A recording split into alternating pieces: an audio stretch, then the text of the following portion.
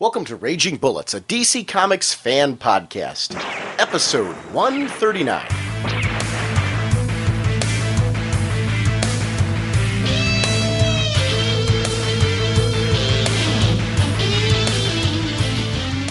Welcome to Raging Bullets. I am Sean Whalen, Dr. Norge on the comics forums, and I'm joined as always by my co-host Jim. What's that moaning I hear in the background? You know, I'm not sure. It might be the Sensei secret language of love and tears. So has been spoken about the Sensei of the Whatnot segment on Bondage Tuesdays. Yeah, I should have seen that one coming when I read it. Yeah. I liked you in that. Yeah. Should definitely. I think this is going to be interesting. It's going to be an interesting character. We're going to talk about it in a minute. We are proud members of the Comics Podcast Network and the League of Comic Book Podcasts. This episode, we have a pretty in-depth Speeding Bullets segment. We have the first of a two-part interview with Freddie E. Williams II on his work on Robin. And we also have some listener voicemails. Our sponsors for this episode are DCBService.com and InStockTrades.com, where you can pick up Robin number 182, written by Fabian DiCiesa, art by Freddie E. Williams II, with cover by Brian Stellafries. The stunning conclusion to Search for a Hero and Faces of Evil.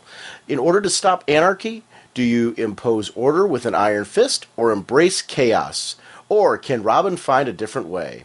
After Batman R.I.P., Gotham City demands a better class of hero, and the new Robin is going to give them exactly what they deserve. Regularly $2.99, 40% off, only $1.79. And from just this episode, I'm sure right now, if you haven't been picking up Robin, you are going to be checking it out because it's an absolutely amazing book. Jim and I are both huge fans. In one of our listener voicemails, Black Lightning Year 1, number 1 of 6, is mentioned. It's got a special discount this month. It's written by Jan Van Meter, with art and cover by Cully Hammer. Jefferson Pierce returns to his old stomping grounds, the infamous suicide slum of Metropolis, in order to bring some hope to the residents of his downtrodden former neighborhood. He'll quickly learn, though, that the lawless place sometimes requires a lawless vigilante to drag it into the light.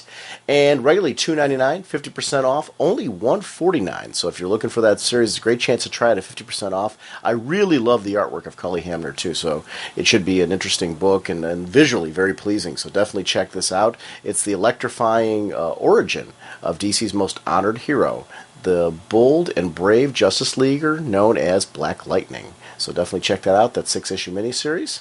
Next week, we're going to begin a two-part look at Seven Soldiers Volume 3. And immediately following that, 3 weeks from now, we're going to be taking a look at Doom Patrol Volume 2, The Painting That Ate Paris, with listener guest Simulated Stereo. He chose this one for the contest entry. Written by Grant Morrison, art by Richard Case and John Nyberg, with a cover by Brian Boland. This is the second collection of writer superstar Grant Morrison's groundbreaking run on Doom Patrol. It collects issues 26 to 34 and includes the rise of the legendary Brotherhood of Dada, the only team of superfoes strange enough to rival the Doom Patrol itself, as well as the menace of the D-Creator and the return of Monsieur Mala and the Brain from the original Brotherhood of Evil. They're supporting us with a discount on that one of 47% off. It's regularly $19.95, only $10.57. So definitely check out that InStockTrades.com as your source for your collector's edition needs. And remember, orders over $50, the shipping is free. And thanks for supporting us again, DCBService.com and InStockTrades.com. Want to remind everyone to visit RagingBullets.com to check out show news updates, listener-generated content, The Life in the Gutter, which is a regular blog that's constantly being updated, Bulleteer Rants, we've got a blog by Mart, all kinds of stuff on there. Tom Zoller's Love and Capes is on there regularly, the webcomic under the fun stuff section. So definitely check those things out. If you have anything you want to send to the show, ragingbullets@gmail.com. If you want to participate in our contest, after we're done with Simulated Stereo, we're going to start running the contest again to get new listeners up there. So get those entries in, ragingcontest@gmail.com. Anything from audio comments to content for the website to reviews of comics that you want put on the website. Any of those things, if you have a different idea for some kind of content, you want to do your own blog or something that you want to put on the website, just shoot me an email there, and I'm loving and looking forward to new ideas. We also have a show voicemail line. It's 440-388-4434, or you can also get to that on Skype, sending it a message to Dr. Norge on Skype. We always welcome your participation in the show. Jim, what kind of a podcast are we? Well, Sean, we are a spoiler podcast. We go in-depth in the plot line, story twists, and whatnot of the comics we're reviewing. So if we're going over something you haven't read, you may want to come back later so you can better enjoy the show. Without further ado, let's jump right into the interview with Freddie E. Williams II. Holy caffeine! Joining us this episode is artist and friend of the show, Freddie E. Williams II. Freddie, welcome back to Raging Bullets. Thanks, guys, and thanks for having me back on.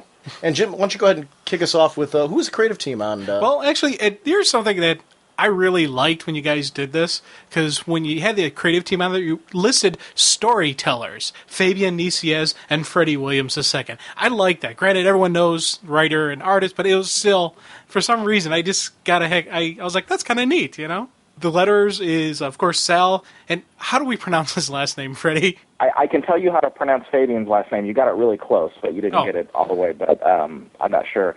Fabian's last name is pronounced Nicieza, so you said it almost exactly right. Colors by Guy Majors. Assistant editor Janelle Siegel. Editor Mike Martz. And about the storytellers thing, that was I agree it's a bit flattering. Fabian has been real and continues to be. He's been very good about taking into account, not that I've had a lot of suggestions, I mean, he's not taking suggestions from me on plot points, but he seems to be very open for me repacing the story and has been very generous with praise in message forums and emails, to just me or to Mike Martz. I think that the storytellers, or the title storytellers, probably came from a note from him. He probably wanted it to be listed that way. It's something with, since your return to Robin, there seems to be a nice mesh between you guys with the physical, art that we're seeing, plus the story being told. We had that before with Robin. I liked how you had that swooshing kind of like art style with Robin. When he was swinging in, you can see the flapping of the capes. But there's just something, a lot of these, like the different action sequences. Since you came back on 77, I'm really seeing a nice groove going. I'm like, I'm really digging this. This is a cool, this is some good stuff coming from Robin. Great, thank you. And I agree. I really like the story direction and what Fabian is wanting to do with Robin. I like the premise of what this arc, at least, is trying to get to, which is basically Robin re-examining his role in the DC universe, but specifically in Gotham without a Batman. I mean, how does he go about things?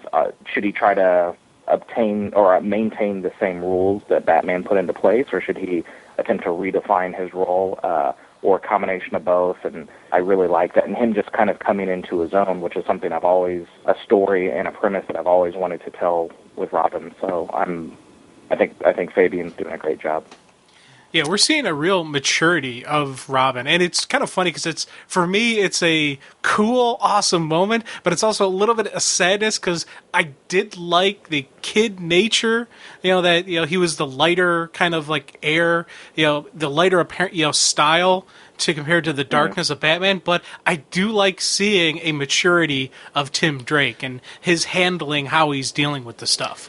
You know what I like too, though, touching on that point. And it was funny, as you were talking about, I was thinking about this. It's very realistic because how many kids, now, and I mean, we're talking about a teenager here, but I'm talking about even, today, young kids, are thrust into positions where they have to be more mature, a little bit more adult, and they try to react the way that they think they should based on what they see from the adults, but maybe they aren't, because they don't have those years of experience, they haven't been through all of the same things that person has, they tend to go too extreme one way or too extreme the other. And one of the things I'm really liking about Tim right now is in these issues, we're seeing him in his own inner dialogue trying to explore what he thinks Bruce would do, what he thinks he should do, and how that fits into his life. And he's trying to juggle in there somewhere a personal life and trying to make that fit into this world where, before he could almost, because Batman was like the lead guy, he was able to try and he was kind of pushing himself to have his own personal life. Now he's realizing that he's having to put more and more of his personal life on the back burner and not sure how to react to that. And I'm liking that. Like, there's stuff that's not even on the page that I'm thinking about with this book. And it's probably the most sincere compliment I can give to it is, I'm trying to read between the panels as well as enjoy the panels. Yeah, that's great, and that's a great subtext to pick up on. One of the things I want to compliment right away is the covers, since you've been back on the book. It's been fitting kind of the mood and the tone with this character because, his world's a lot darker right now because he is kind of forced to be kind of a surrogate Batman almost because, he's making, we see him in this issue where he's taking the Batmobile out to try and make this presence of Batman still exist in Gotham, even though Batman's not visibly present.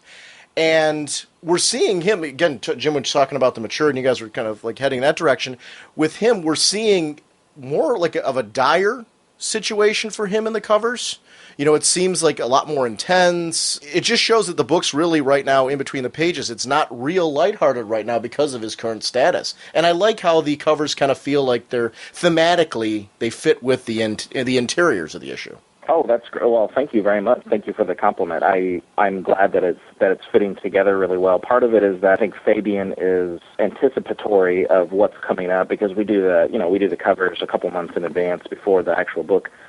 Before I ever work on the book, I'm doing the cover pretty far in advance. So I think he's doing a good job. And he's actually, right now, he has been providing me with a description of what the cover should be. So as opposed to in the past, it's usually been my editors and stuff. So no slight to them, but I think that Fabian, he's an old pro at doing this sort of thing. He's been around for 20 or 30 years or whatever it's been, 25 years or something, where basically whenever he plots out first of all, he's incredibly fast. So some of these he actually had the entire script written, so he knows what tone to portray or at least to suggest in his written description. And also, I think that Fabian and I work pretty well together. I feel like I click with him pretty well. I've never met him in person, and I've only spoken to him about 4 or 5 times on the phone. There's just certain vibes that you get from people sometimes, and I think that he and I are on a harmonic vibe or a similar one. So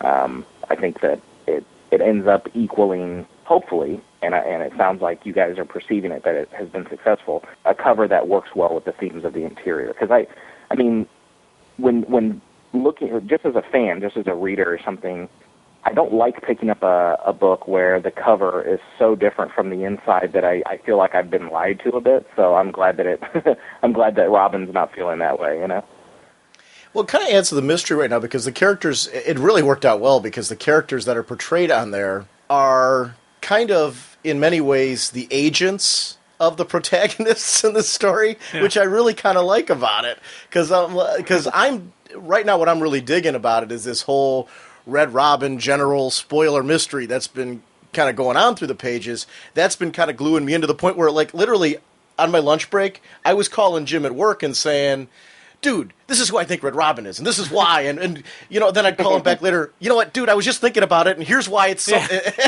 and it was, I mean, to be able to, after I'm reading it, being so excited to tell somebody else, right or wrong, where I think the book's heading, that's, I don't know what greater compliment I can give to how much because I'm getting more mileage out of my story than if I'm doing that, which I really enjoy.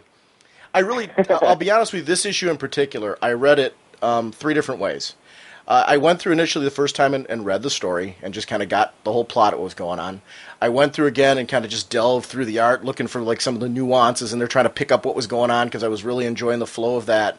Then I went through a third time, and that was where I was really trying to get a handle on who Red Robin was, and I think I figured it out. We're not gonna ask you for like confirmation or anything, but we will be sharing speculation as we go on because. Okay. It was so much a part of my personal experience for this was just kind of delving into like, okay, what's going on and what's going to happen because of it. It's really been a really cool setup. One question I had for you as I was kind of thinking about this, when they told you were coming back on Robin, how much did they tell you? And I'm not asking you to reveal anything that, plot point wise that hasn't been revealed yet or anything like that. But how much thematically did they let you know about what was going on with Robin? Did you know that like it was going to be heading in this type of direction, or how did that work? Because let me see. I know what you're asking me. Basically, whenever the editors are who asked me to come back or asked me if I would be interested, they're not the ones who told me the direction of the book. Even before I started on the first issue, I spoke to Fabian Nicieza, And on a side note, that was the first question I asked him, was how to pronounce his last name, because no one knows how when they just read it. But anyway, I spoke to him on the phone, and he kind of told me the direction that he was wanting to take Robin, or take the book, well, both, I guess. And he did tell me even then who Red Robin is revealed to be later. And see, you were so passive and non-manipulative that it almost manipulated me into saying it. No, but anyway, almost worked. Almost worked. Yeah. Dang it! I'd like to say that was carefully planned. Yeah, very crafty, very very tricksy. No, but anyway, Fabian had told me the direction that he was wanting to go, and I think that for the most part, this has been pretty close to his original vision. I know that there has been some adjustments because of what's coming down the pipeline for Robin, so he has not been able to do everything exactly as he wanted to, but it's been pretty close, though. How hard is it for you guys, like, when there's a big crossover going on, like RIP, obviously, you guys have got to react to that. Does that change, then, storytelling for you guys? Like, you had planned to do something, and then you've got to kind of... Because this fits really nicely into that, but what I like about it is, even though that event's going on, it's kind of like a shadow of it in the sense that it's got its own arc. I'm really enjoying that because I can feel like when I pick up an issue of Robin, I don't feel like I have to be worried about what's going on in RIP right now.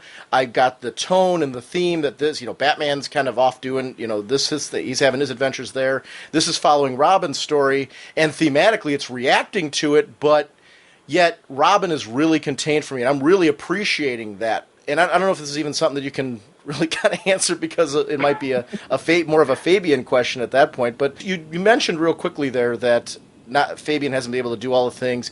Is that because you're obviously in a Batman universe? Has that been part of it, or has there been other reasons? Well, Fabian had wanted to give Robin a pink mohawk and a kilt.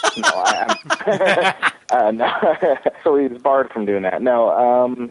I think all of those things, in a way, even though you were posing a question, you were a bit answering the same question, because I think you have a pretty good understanding, or a good idea maybe, of the relationship between editor and writer, and editor and artist, or whatever. There's certain mandates that might come from above everyone.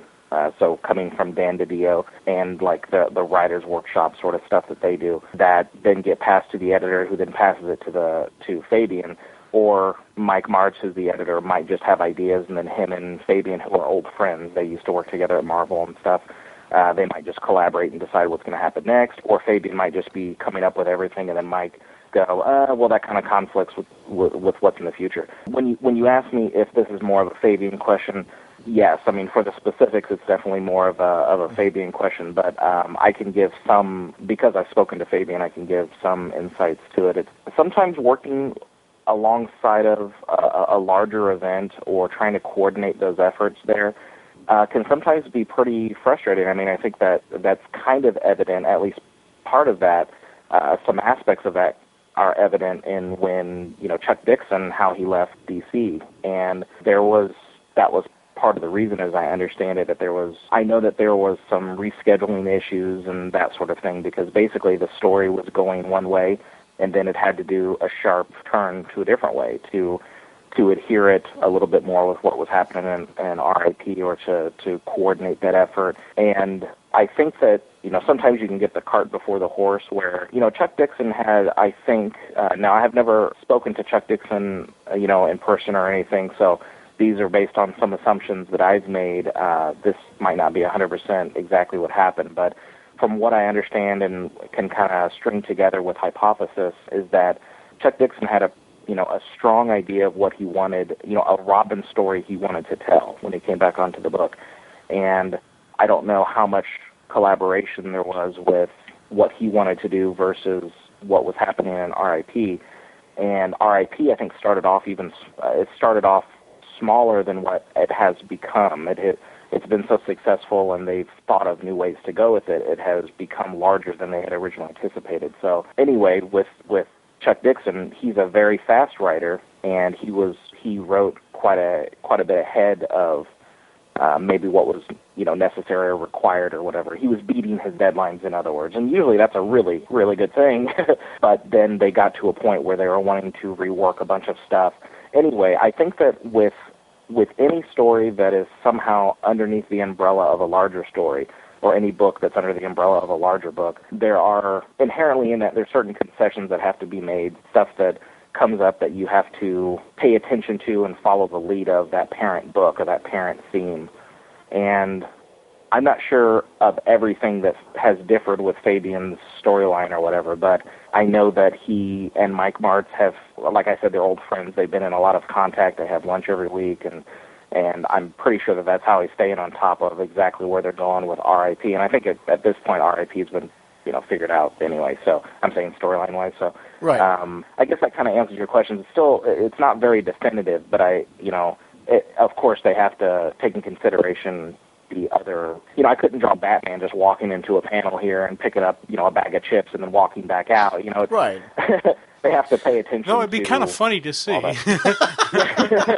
like, hey, Tim. Hey, Bruce. I love Ruffles. Ruffles have ridges. That's what his only dialogue, and then he walks out, and they're like, well, whatever. Wait, I'm not supposed to be here. Bye. Yeah. That's a good way to use every panel. Yeah.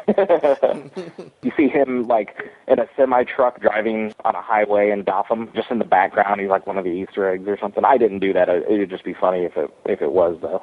See him everywhere in the background. He's like, "Where's Waldo?" And that's actually a great answer, because I was more looking for, what was your experience with it? How does it fit from your perspective, at least at that point? And so your answer was actually perfect. One of the things that I'm really enjoying about Robin is, yes, you've got this big umbrella going on, but I wouldn't hesitate to give somebody Robin who maybe isn't reading RIP, who was interested in the character of Tim Drake, maybe they're reading Titans or something like that, and say, okay, Batman's going through this big, just give him a quick little overview of RIP.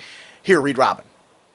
And the book occasionally crosses over with Batman, but, kind of stays independent, has its own little stories and arcs and things like that, and it's really just a great read. Ra's al Ghul, just as an example, that happens occasionally, but for the most part, Robin kind of stays independent and does his own thing, and it's just a great read because of that.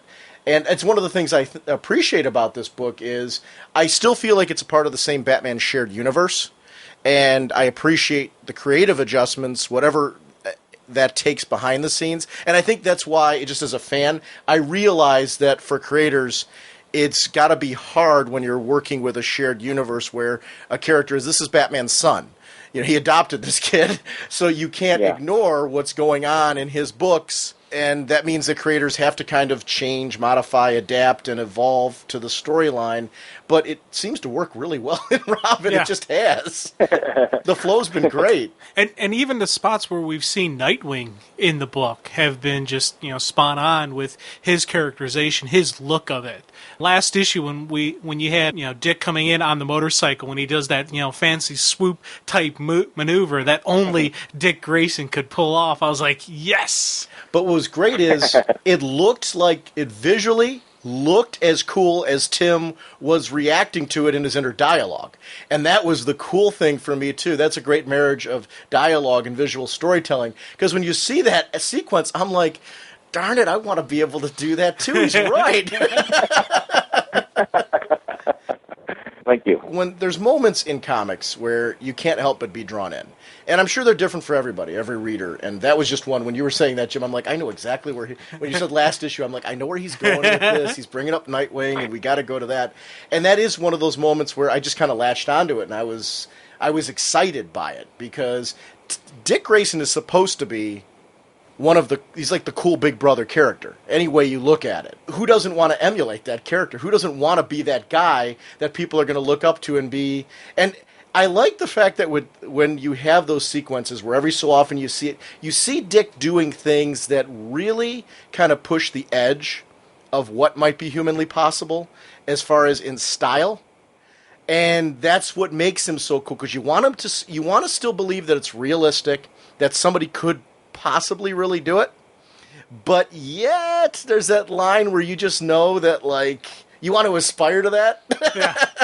I love that. It's what I love about the character. It's really when they pair these two together and it's done right, you get some magic. A compliment to both of you guys in that what Tim was experiencing and what you portrayed on the page visually had that emotion, and it came off as like a high five moment. A high five moment. Well, Dean, actually, to hear you say that, because I thought that when I was drawing that scene, I wasn't I envisioned it being cooler than what it came out to be. So I just assumed that I had failed in my original attempt, and so I'm glad that it still came off being some degree of cool or whatever. And I know that the narration helps that a lot, but the image, because like sometimes spatial constraints on the page and that sort of thing can start to negatively affect the dynamics of a single panel. And it would have been nice if there had been more room to show Nightwing jumping the gorge or whatever it was that he was, the chasm or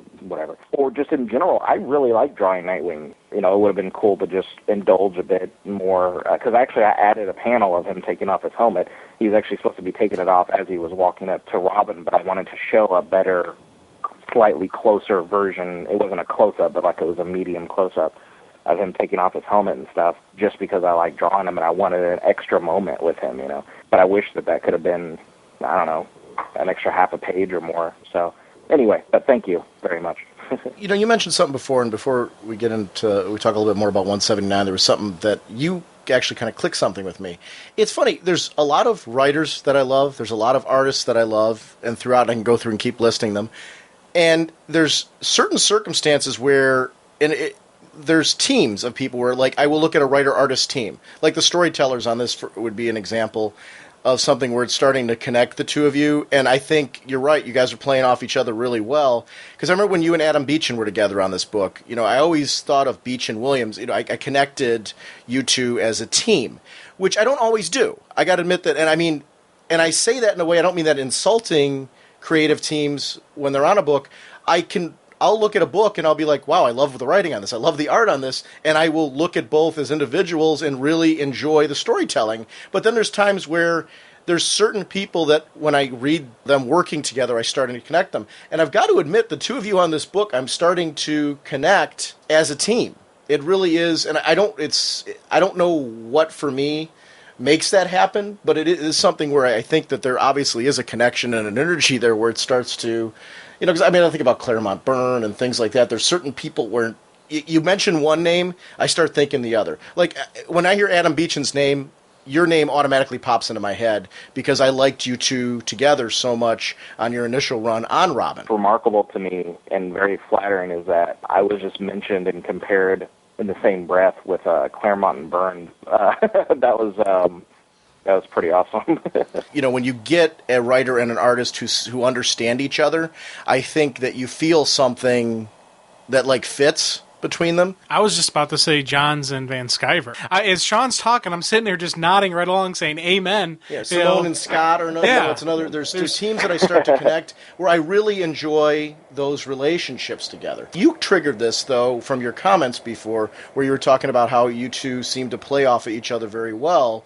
And I do agree with that. And I definitely want to talk about this. We're talking about 179, and please feel free at any point in time. You're doing some different things with Robin. You're playing around with some toys a little bit with this character on Robin now, aren't you? You're doing some things that you didn't do the first time around. From my perspective, there's a long list of things that I'm doing differently, but it's because, as I'm working on them, they have been conscious efforts for me to change things or to do things differently. So the fact that you're picking up on them, hopefully, and it seems like they're being successful as far as them being at least different, and hopefully they're better than they were than the previous run. But yeah, I've been trying to do a lot of stuff. My first run on Robin, I really enjoyed myself, and I'm still enjoying myself now, but I'm saying that as I'm working on books, I enjoy when I'm working on them, and then after they've left my hands, so to speak, and then I see them later when they come out, or if I happen to see, color approval, like JPEG color proofs, then it's like it dawns on me that this is older work, and I immediately, because I've had a break from it, I start critiquing it very. I have a relatively critical eye, and my work is far from perfect. So whenever I see it after some some breathing room, I start riddling it with bullets, like picking it apart pretty intensely. And I had a very long time of that. I had a little over 10 months. It was about 10 months that I was on the Flash, and I was able to look back at the Robin stuff because there was a couple of trades that came out during that time, and just in general, just kind of living with the Robin work still in my past, but fresh enough in my memory that I was critiquing it and realizing I wanted to do the different stuff. And then not just from that, but that storyline or the essence of the story was going in a little bit darker, a little more mature direction in Robin now, that I've taken my lead from that, and in combination with all of my critiques that I've made of my own work, and then trying to do some different stuff. It's funny how I'm noticing that the books that I'm enjoying right now, I've got my stack of what I would call, my first to go to, my top, I guess what you'd call top of the stack books, the ones that when I get my box during the week I go to, is growing so huge right now because there's so many books that I'm just enjoying seeing people have fun. I think that's a strength of Robin. Robin's one of those fun books that I've consistently been picking up because there's something every issue that it's that high five moment I was talking about before with the Nightwing, in that moment there was in 179, there's multiple moments like that where, and it really, 179 for me was the mystery and how it was unfolding from how I was seeing the characters carry themselves and how the events were playing out. Like there's moments with the General that I'm going to throw this out here right now, and I'm not asking you, Freddie, to reveal anything. I think Red Robin's the General. And this issue was the one for me that so totally sold me on it. And if I'm wrong, I don't care. It doesn't matter to me. I was so invested in the mystery that that was what I was calling him at work about. Yeah, and it's funny because I will admit I didn't see it the first time I read it through. I had the General as being somebody else. After Sean told me that, I reread it through and I started rereading like from the beginning to now, and I'm like, okay. Yeah, and I co-sign on Sean with this one. That's my guess as well. Of course, we're not asking you to reveal, though. If you were to slip and tell us, we would edit it so it wouldn't appear on the show, but Sean and I would know. So if you were to accidentally slip. Do you remember before where he just made it seem like that I had subtly? Yeah. That was blatant. And I really wasn't subtly doing it before. I'm as subtle as a sledgehammer to the face. I admit it. I'm a bull in a china shop. It is. I don't think we can talk about this issue without talking about that mystery, because there were moments where Red Robin was standing on the ledge with Scarab, and it was looking over onto Tim. And that's what I mean, where you guys right now are really doing some things through dialogue and visually together, where you're adding to the mystery. He was looking down at the Batmobile, and, she was going to him now, and he's like, not yet, or it was something along those lines. And I'm like, well, that's got to be the General, the way he's carrying himself and the way he was just visually looking down on the car. So like I said, I don't even really care whether it's him or not. I'm just sharing an emotional thing for me where the mystery of this story has been the cool part that I've been really having fun with. Books like Blue Beetle right now, one of the reasons why I'm enjoying them so much is every time I pick up an issue of it, it's a fun read. It's visually a fun read. It just seems to be the writer and the artist are connecting together, and it's a great book that, thematically will kind of tie in with things that are going on in the universe, and we've seen it tie in with things like the Sinestro Corps War and stuff like that, and I've really enjoyed those tie-ins. But by the same end of it, there's always a really fun, enjoyable, visually pleasing arc that's going on. This is a great example of a book like that, where that's another compliment I can give this one, where it's just it's a fun, contained book that I'm a huge Batman fanatic. And anything that has a Batman theme to it that ties into it really well, kind of a go-getter for me. And I love how Gotham feels like Gotham, all the way through visually. Oh, good. Yeah, because, it's important for me to see a Gotham that, feels like home to me, because I've been reading it for so many years that I need that kind of connection to it. And Gotham is such an entity unto itself. Gotham is a supporting character. Oh, yeah. And if it's a Bat book, it has to have that character. It has to have that feel to it. And we see that in the Robin stuff. Even, Tim, when he's being Tim Drake in his personal life, he's at the high school with armed security guards there, just because of all the current craziness of the gang violence going on. And I was just eating, this is Gotham City. They know how to deal with riots. They've had, massive events going on within the city walls where they had to wall it off and prevent it from bleeding out to the rest of the country. So naturally, they're going to take a hard, upfront approach and try to nip it in the bud. I was like, oh, that's really cool stuff. Freddie, when you draw Robin as Tim Drake, And you hit a moment like one of the things that you did that I really appreciated was when there was that bathroom sequence. And it was funny because you started talking about the school, and I'm like, okay, I got to jump to this. Yeah. Because Hold on. Okay. There's nothing wrong. My tone might have sounded like something was wrong, but No. It's so funny to me, like, whenever you describe it, and you're totally accurate in the way you described it, but when you say the bathroom scene, if somebody hasn't read the book and we just stopped the sentence right there, or if you were interrupted and didn't have a chance to explain it, it'd be like they're writing a scene where he's using the restroom? Like, what the hell's going on, you know? Freddie, and just going off of that, there's a realism in Robin now that I am appreciating. The tiny details that have never been in a Batman book before. Well, I guess we now know why he's the Boy Wonder. See him in there, back of him as he's standing at a urinal or something. That'd be funny. But please proceed. I didn't mean to. No, that was fun. Actually, I really liked that. That was good. One of the things I really liked when he walked into the bathroom before that sequence, he's over at the lockers talking to his friend, and you see him still in Tim Drake mode. There's this shot when he goes into the bathroom and sees this drug deal going on, and you shoot to his face, and there was a visual moment where he comes over. I could take a marker. Now, I wouldn't do this, but I could take a marker and literally draw the mask over his face. Yeah. And that's Robin. I mean, there's a shift in a tone in the way he's carrying himself that intimidates them. But I love how the gang member is doing the best he can to save face.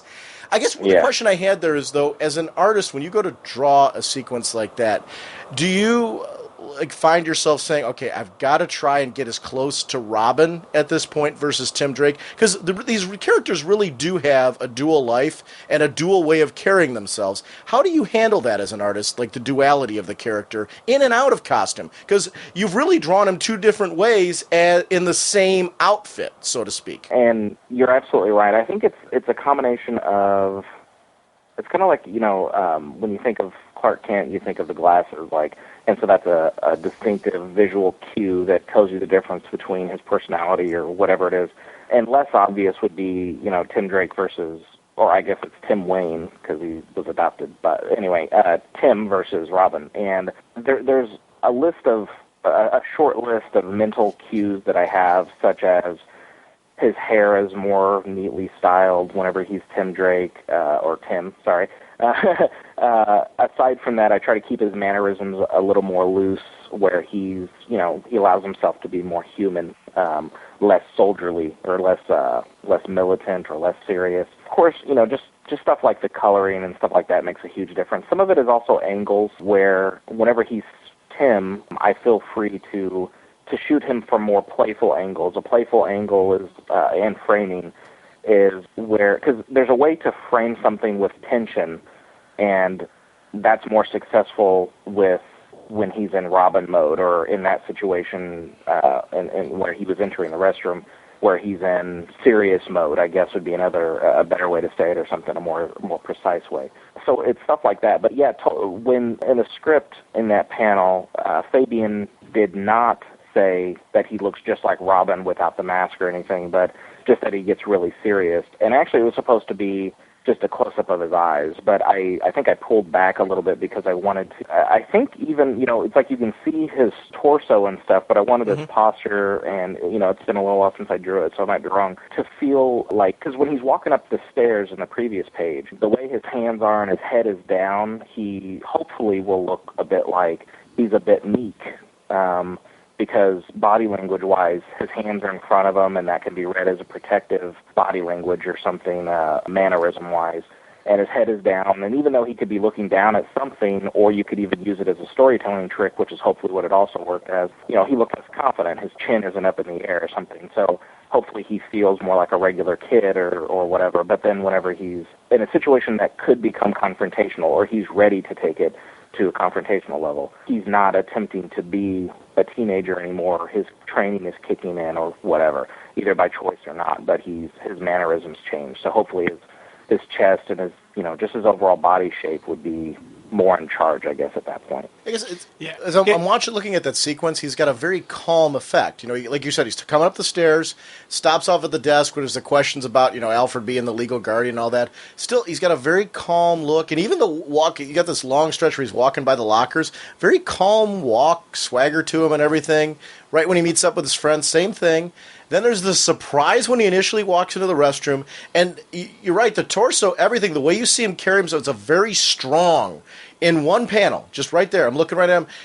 The shift from this calm, easygoing, kind of relaxed movement to just standing his ground, and just, like, if I saw this guy looking at me, I'm backing down. Yeah. Because he's ready to go. And you just know it, from the look in his face. And he's not holding up a fist. It's just the stance. 2 words, try me. The visual completely matches that. You could take out the 2 words right now, and you've got a try me look in the way that he's carrying himself. You plug it in, and it's like, yeah, if somebody took the outfit that he's wearing right now, replaced it with the Robin suit and put the mask on, he's Robin. Yeah. On a side note, on the long stretch panel where he's walking through the hall, and I'm not sure about the narration because Fabian will often alter captions or whatever after the artwork comes in so that it's like he gets another pass at the story. But so I'm not sure exactly what he put in that panel, but does it describe Robin Tim and Ives are talking about that there's so few children attending class, right? They actually talk about that? Right. Stephanie comes up that she's been ditching classes. Right. Which is, adds more to that whole mystery. Do you want to know the dialogue when he's walking through that long passage? And a real part of me thinks, so what? Which makes me like every other teenager in the world, except that I'm not, and I know it. The reason I was asking is because Fabian was saying that there's supposed to be a real decrease in the number of students, so it'd be a mostly empty hall.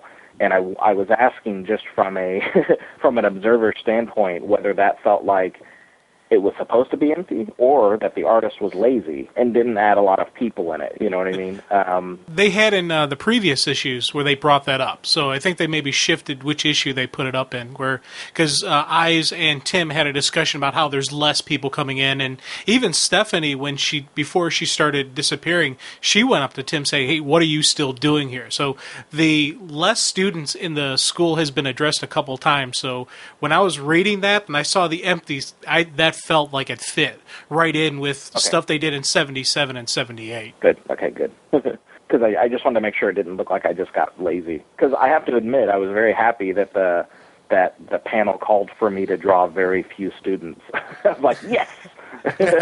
I tell you, we kind of skipped over it, and I got to go back to the opening sequence. There's no way anybody could call you a lazy artist by those crowds and just the pure chaos going on. There was the one where it was the opening panel, then the next one was a 2-page spread out where you're seeing Scarab attack the crowd. The cops are clearing holster firing. There was just a lot of action going on, a lot of surprised looks. A lot of the cops were like, okay, knuckle up time, guys. You can see Bullock kind of just in the slight background as he's getting ready to rock and roll. There was a lot of just cool facial, you pick a emotional expression and you see that in the crowd through the different people. So there's no way, if anybody even thinks you're trying to be, minimize the artwork, all they got to do is just read these couple pages and you'll see some really cool stuff going on, man. You know what I look for in a lot of these panels? It's funny, I noticed in the 2-page spreads, I look for Officer Harper. I tend to look for her whenever there's a police sequence, and I'm not saying she has to be in every panel, I don't mean it that way, but it's funny how their visual relationship together, her reaction, whether it's a surprise to a flirtatious reaction, whatever, because there's clearly something going on between the two of them, not in the sense that, and Tim even addresses it in his own inner dialogue, not in the sense that it would lead to something that way. They know each other so well now that they've got a different sort of relationship than Batman and Gordon, but it's got all of the strong qualities that Batman and Gordon have in their relationship. Mm-hmm. There's a familiarity, a friendship, but because of the fact that you're dealing with a female and a male now, and that they're closer in age, there's a natural kind of joking and casual. There is a flirtation going on. Yes, So very it's, mild and subtle, but it works visually. Like you see her when she's talking to him, and when he's talking to her, you can see it in their faces, the way that they're carrying themselves, and it adds. To me, I appreciate those moments because Robin's very dark right now, rightfully so, and I'm loving that because it's reacting to the very dark world that he's in. But there's also those moments where you can't help the innate nature of Tim Wayne or Tim Drake, whatever, because I call him Tim Drake too all the time now. But because you can't help it, he's been Tim Drake for so long. Last name. I think there's some symbolism that comes with him being Tim Wayne, and he, as a character, he feels like he belongs more and stuff. But just from a fan actually of the character, Tim Drake. Drake has a strong name. Wayne literally means, well, I don't know, actually. I'm saying literal as if I'm about to quote the definition from my dictionary. What is a Wayne, Freddie? well, Wayne, thinking about when something wanes away from, or a wax and wane, imagine it's not, it doesn't have as strong of a conviction as how I picture it. The name or the word Wayne is where it is falling away from, is how I understand it, if hopefully I'm getting that correct. Wayne versus Drake, where Drake is more of a, if you were to look at it from like a baby dragon or something like that, but aside from that, Drake just has a very strong striking sound to it. Wayne sounds a little weaker, just from those two, so I like the name Tim Drake more. But anyway, what you guys were saying about the crowd scene and stuff, I think that Fabian may be attempting to kill me. I think he might be. I think he might. There would be a new classification for this. What is it?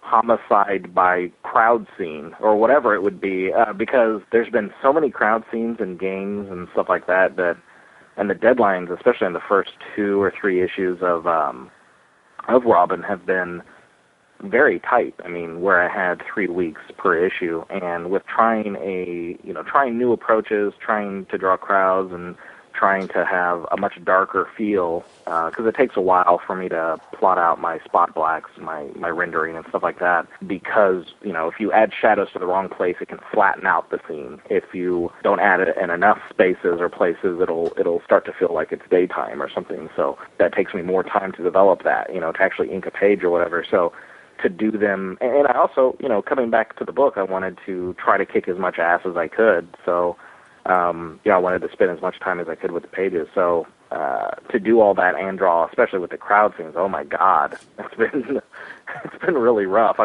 Not to play the violin, I'm just saying that those crowd scenes have been murder on me. And plus, it was funny because the streets are kind of like the cobblestone sort of. So you have even just something as simple as a street. You figured, okay, that's what. No, you actually put in detail in there. I was just like, man, Freddie, you're going all out on this one. So I just had to really say how much I appreciated it, because this was one where when I read this and I opened that up, I'm like, oh, damn, nice. It was. This was a definite pause and look at this. And I was looking in the background. Of course, you see that it's Kane Plaza, where the protesters are. So, it was like, oh, there's all these little stuff. And I was like, dude, definitely 100% appreciated it, man.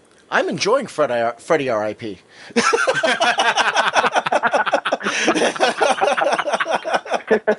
I was joking with Fabian, and I sent this to Fabian and to Mike Martz that these scripts, or that this series, should be called The Widowmaker, because it's going to kill me and make a widow out of my wife. It's been pretty rough, but I'm glad that it comes off as, because when I'm reading the script, and the first time I read it as just a fan and somebody who's absorbing it as a story. And so when it says a big crowd of protesters and off-duty cops, as well as police officers in uniform and stuff, I picture all that in my mind, but it doesn't dawn on me till the second time I read it, when I'm reading it as Freddie Williams, the artist, who needs to translate these written descriptions into images, that I start realizing how hard it's going to be for me, because I don't want to cheat and just, because there's angles that you can pick where you do, actually on the first page I cheated a little bit, but it was also to set up a bigger reveal in the second, the panels 2 and 3, or pages 2 and 3, the double-page spread there. But where basically if you draw one really big guy in the foreground and then just draw the tops of people's heads, that's one way to cheat on a crowd. Or another way is to be far enough away where you can just indicate 2 or 3 detailed guys in the front and then just draw little bumps kind of in the background to indicate a crowd, or make it really smoky, or something like that. So I'm looking at your cheating. This is your concept of cheating. You've got, okay, I'll grant you got these big guys in the foreground, but I'm looking in the background here. We've got these signs. You've got the cameraman. You've got the reporter with the mic. You've got civilians wearing various different outfits all the way through here. As I'm looking through, I'm like, your cheating has an awful lot of stuff going on in it for cheating.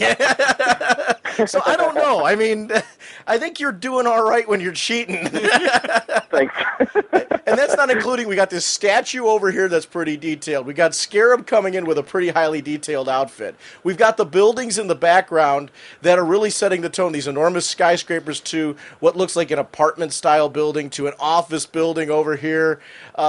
Each of the foreground characters have their own details going on, so I don't know. Yeah, keep on cheating. Well, Fabian has, he had told me that he printed out, what he does is, after he turns in the script, and then after I do what I call wireframes, which are tight structure drawings, but without the shadowing or the inking done on them, I send the editors and Fabian the wireframes for approval.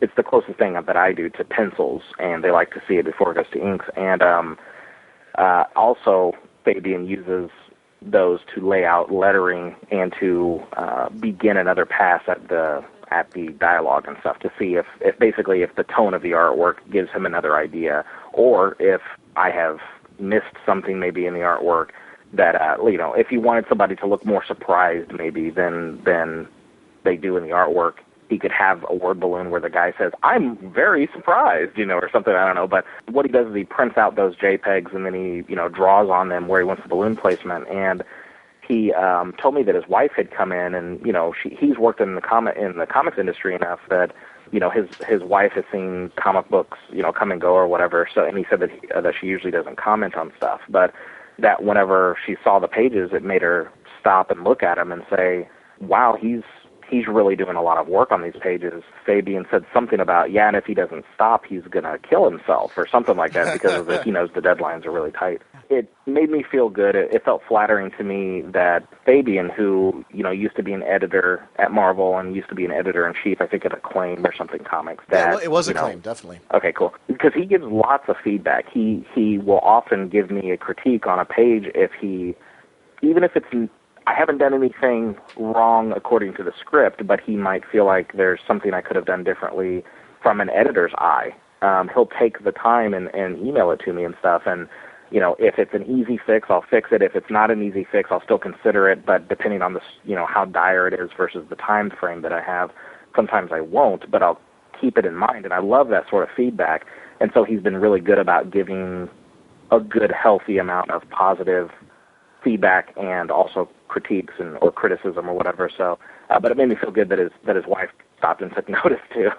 It was, and I didn't mean to, I'm sorry I cut you off before. It was one of those things when you were literally talking about cheating at that point. I'm like, I was looking right at the page when you said that, and I'm like, no way.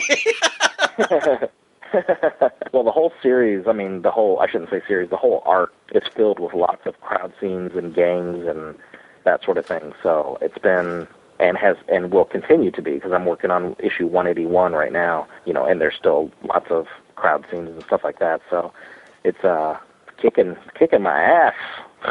When Robin finally does take down Scarab and they go crashing through the glass window, that was another one of those cool meshes of story and artwork, because Robin's cracking his little jokes about, why do I wear only a domino mask for protection? And you see just all the shards of glass and all the craziness of and that was even like a 2-panel setup where you have the initial impact, then you go to the next one, and it's the follow through with the shards of glass, just everything following him into the room, and you see the person in there, what's going on kind of reaction from that person.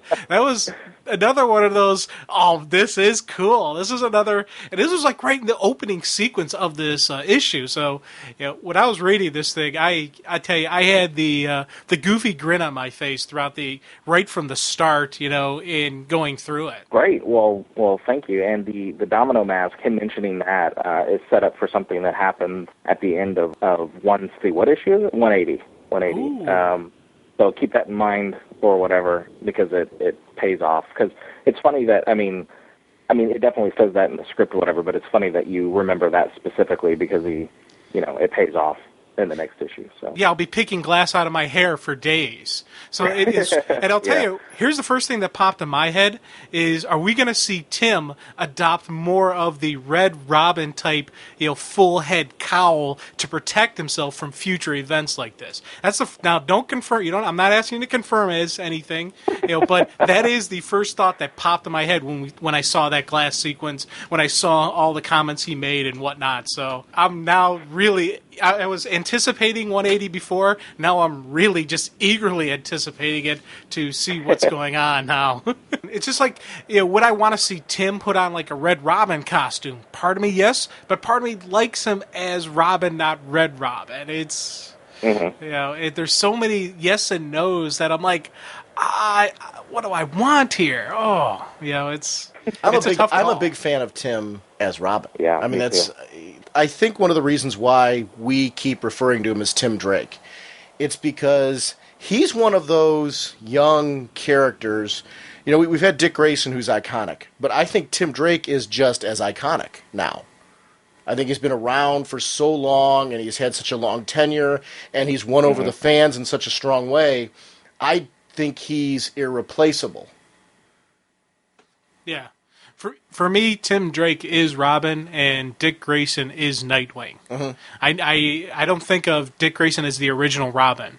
He is Nightwing for me. It's Tim Drake is Robin. And there'll be people who will argue and like, no, Dick Grayson's the greatest. Hey, you can have your opinion. But for me, Tim has just so embodied who the character is. He is like the heir to the cowl. And I've called him that many times. I'll continue to call him that because he is not just a young version of Batman. He's going his own path, but I could see this character putting on the cowl if need be and becoming the next Batman. Well, Tim's done what Wally West as a character has done. Wally West took over as the Flash, when Barry Allen had this long established tenure and, really an iconic status there. But Wally now is, and I mean, you're going to hear very passionate arguments. I'm a big Wally West fan. So you're going to hear very passionate arguments from Wally West fans and Barry Allen fans as far as who is, the Flash. Robin, it's the same. I mean, Tim Drake, there's no arguing. Just the longevity and the development of the character and the life that he's got. And he continues to evolve. I mean, this story we're reading right now and what's going on with him is another evolution of Tim. But at the same time, and one of the strengths of this story is that he's still clearly Tim Drake. Tim Wayne, whatever you want to call him, he's the same guy.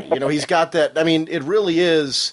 He's got a certain identity, a certain way he carries himself. I think for a while there, one of the reasons why people got so upset with Nightwing, and it was one of those books that, people were passionately, certain writers and certain arcs and things like that they didn't like, is because they were finding an inconsistency with who this character is. And this is another compliment to, if you look at the Adam Beechin run, then the Chuck Dixon run, now this run, I feel like they all flow very nicely into each other. And that's compliments, I think, to all of the writers in question there, in the sense that I've read all the way through all of these runs, and I've really enjoyed all of these runs consistently because I still feel like, and that's important in serialized storytelling, that I still feel like I'm identifying with the same guy.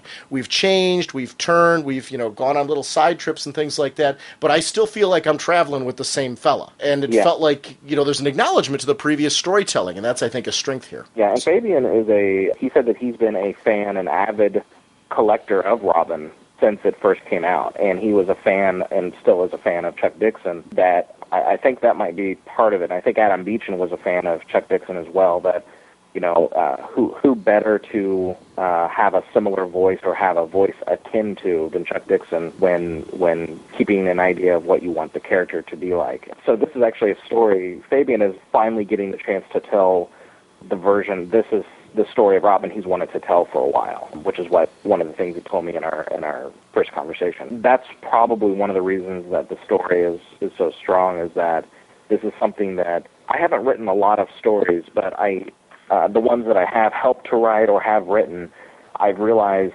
that, or I can derive some wisdom from them, that, sometimes deadlines, being squeezed tight with a deadline can make you come up with ideas you wouldn't normally come up with. Every creative person would agree that having some time to think about it is preferred, and the fact that Fabian has had a while to think about the story, it's one that has developed with him for a while. Some of these themes and stuff that he's wanted to tell for a while, it goes to show in a really strong arc. So there's definitely a message he's trying to get across here. So I think that's one of the reasons it's working real well. He had, in his lengthy tenure on the X-Books, he, was just a master at character development. And to see him taking Tim and continuing to develop this character here, too, I think is really important, because it is a character that I want to continue journeying with, and I like that aspect of it. I love the relationship between Officer Harper and him, though, because just the banter, honey, I told you not to call me at work. And you just see, the shift between the two, but we don't lose in there, and that's where the visual is really important here. Yes, they're joking around, but you see in her face, you see in his face, this is still a dire situation. He's still trying to figure out what's going on around him and connect it. The detective in him is not stopping. You see that in his determination, and I really like that, because the second things start to click from him, and he starts piecing puzzle pieces together about what's going on, trying to make sense of all this, you see him, I gotta go, and it's... To me, that's been you guys are really kind of playing off each other very well. Well, thank you very much. The sequencing of the warehouse or whatever that is, it's the general's base of operation. Just that that was the inner dialogue, but also some of the cool art stuff. We were starting to see the whole story kind of playing out. We're getting a better feel on what Spoiler's doing, what the general's doing, and I really got to say that was another fun kind of. It's weird to say it's fun with some of the stuff that dude, the belt's right there. I know. Oh my god. we're looking at it right now, and and Sean just pointed out the Red Robin belt is sitting on the general's workbench. Oh man, it's right there. Holy crud! I love that. I love that I can read a book like I've read this book multiple times. I love that just now I'm catching that the belt was right there all along. Oh my god! How cool is that? How did I miss that before? Because I tell you, I went through this page multiple times looking, and it's been right in. Oh, I love that. But I think I was also distracted by Stephanie. So you draw a very nice Stephanie, by the way. Oh, even to some of the sequences when she's in pain, it's still there is definitely a beautiful female there that you do a nice job with. By the way, can I comment on that too? Great. The muscle tone in her arms. These are very physical characters. They don't rely on superpowers. When I'm looking at her, even in the first distance shot of her, you can see muscle tone like around her shoulder areas and upper arms. That shows a tone from somebody who's obviously running around doing a lot of physical activities, swinging from lines and things like that. I really appreciate that, because I think sometimes female characters that are, this physically active, a lot of times, it can be easy to forget, and try to draw them more in like a kind of a clean, like more of a bikini model type of form. Yeah. And one of the things I like about her, I agree with Jim, very sexy, but very strong, too. Good. And I really appreciate that. My wife and I were talking about this last night. I mean, we got onto the subject from far away. It would be a lot to recap, but we were talking about whether I'm comfortable or not drawing females in comics. Comfortable from the angle of both how other people draw females in a exploitative way is what I meant to say, and also comfortable since I didn't draw many females in comics, what body type did I prefer to draw as far as both guys and girls? Like if you look at someone like John Romita Jr., who can draw a body type like a male body type like Thor or Colossus or something very well. And then whenever he drew Spider-Man, I think he did it he did it, I don't know, that almost sounds like I'm judging him harshly. He did it adequately but I felt like it didn't play to the strengths of his style. His style is, in my opinion, because I love John Romita Jr., so I'm not putting him down. I think he did, still a B-plus job on Spider-Man, but he does an A-plus with extra credit on guys like Thor, And for me, there's certain artists like Adam Hughes and, Terry Dodson, who can draw women in a, much better than I can. And so I was talking to my wife about, she was asking me if it was someone I was working on, blah, blah, blah, all this stuff. But that also brings up that when I drew that scene where, spoiler, Stephanie was flashing, basically flashing the general, I felt so, because, it wasn't written in a way that was supposed to be over the top or over the top sexual or whatever in the script. I have a tremendous respect for women, and I was, my mother had to raise, she was a single parent, and my older sister, who's only 3 years older than me, had to help raise me because my father wasn't around and stuff whenever I was growing up. In other words, I don't see women as a sex object. And even though this scene was not exploiting what she was doing, they weren't trying to show everything that she was doing exactly.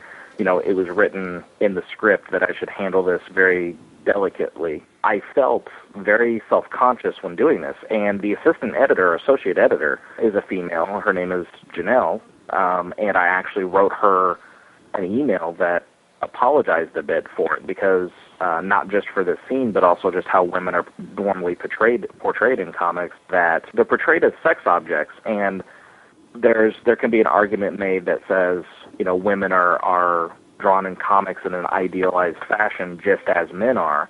But I still think, as a comic book fan and as an artist, that it's taken further than that. The women could still be very shapely, just as the men are kind of like at the peak of human, fitness. The women can still be at the peak of human fitness, but not be like Lady Death and Vampirella or whatever the hell, you know what I'm saying?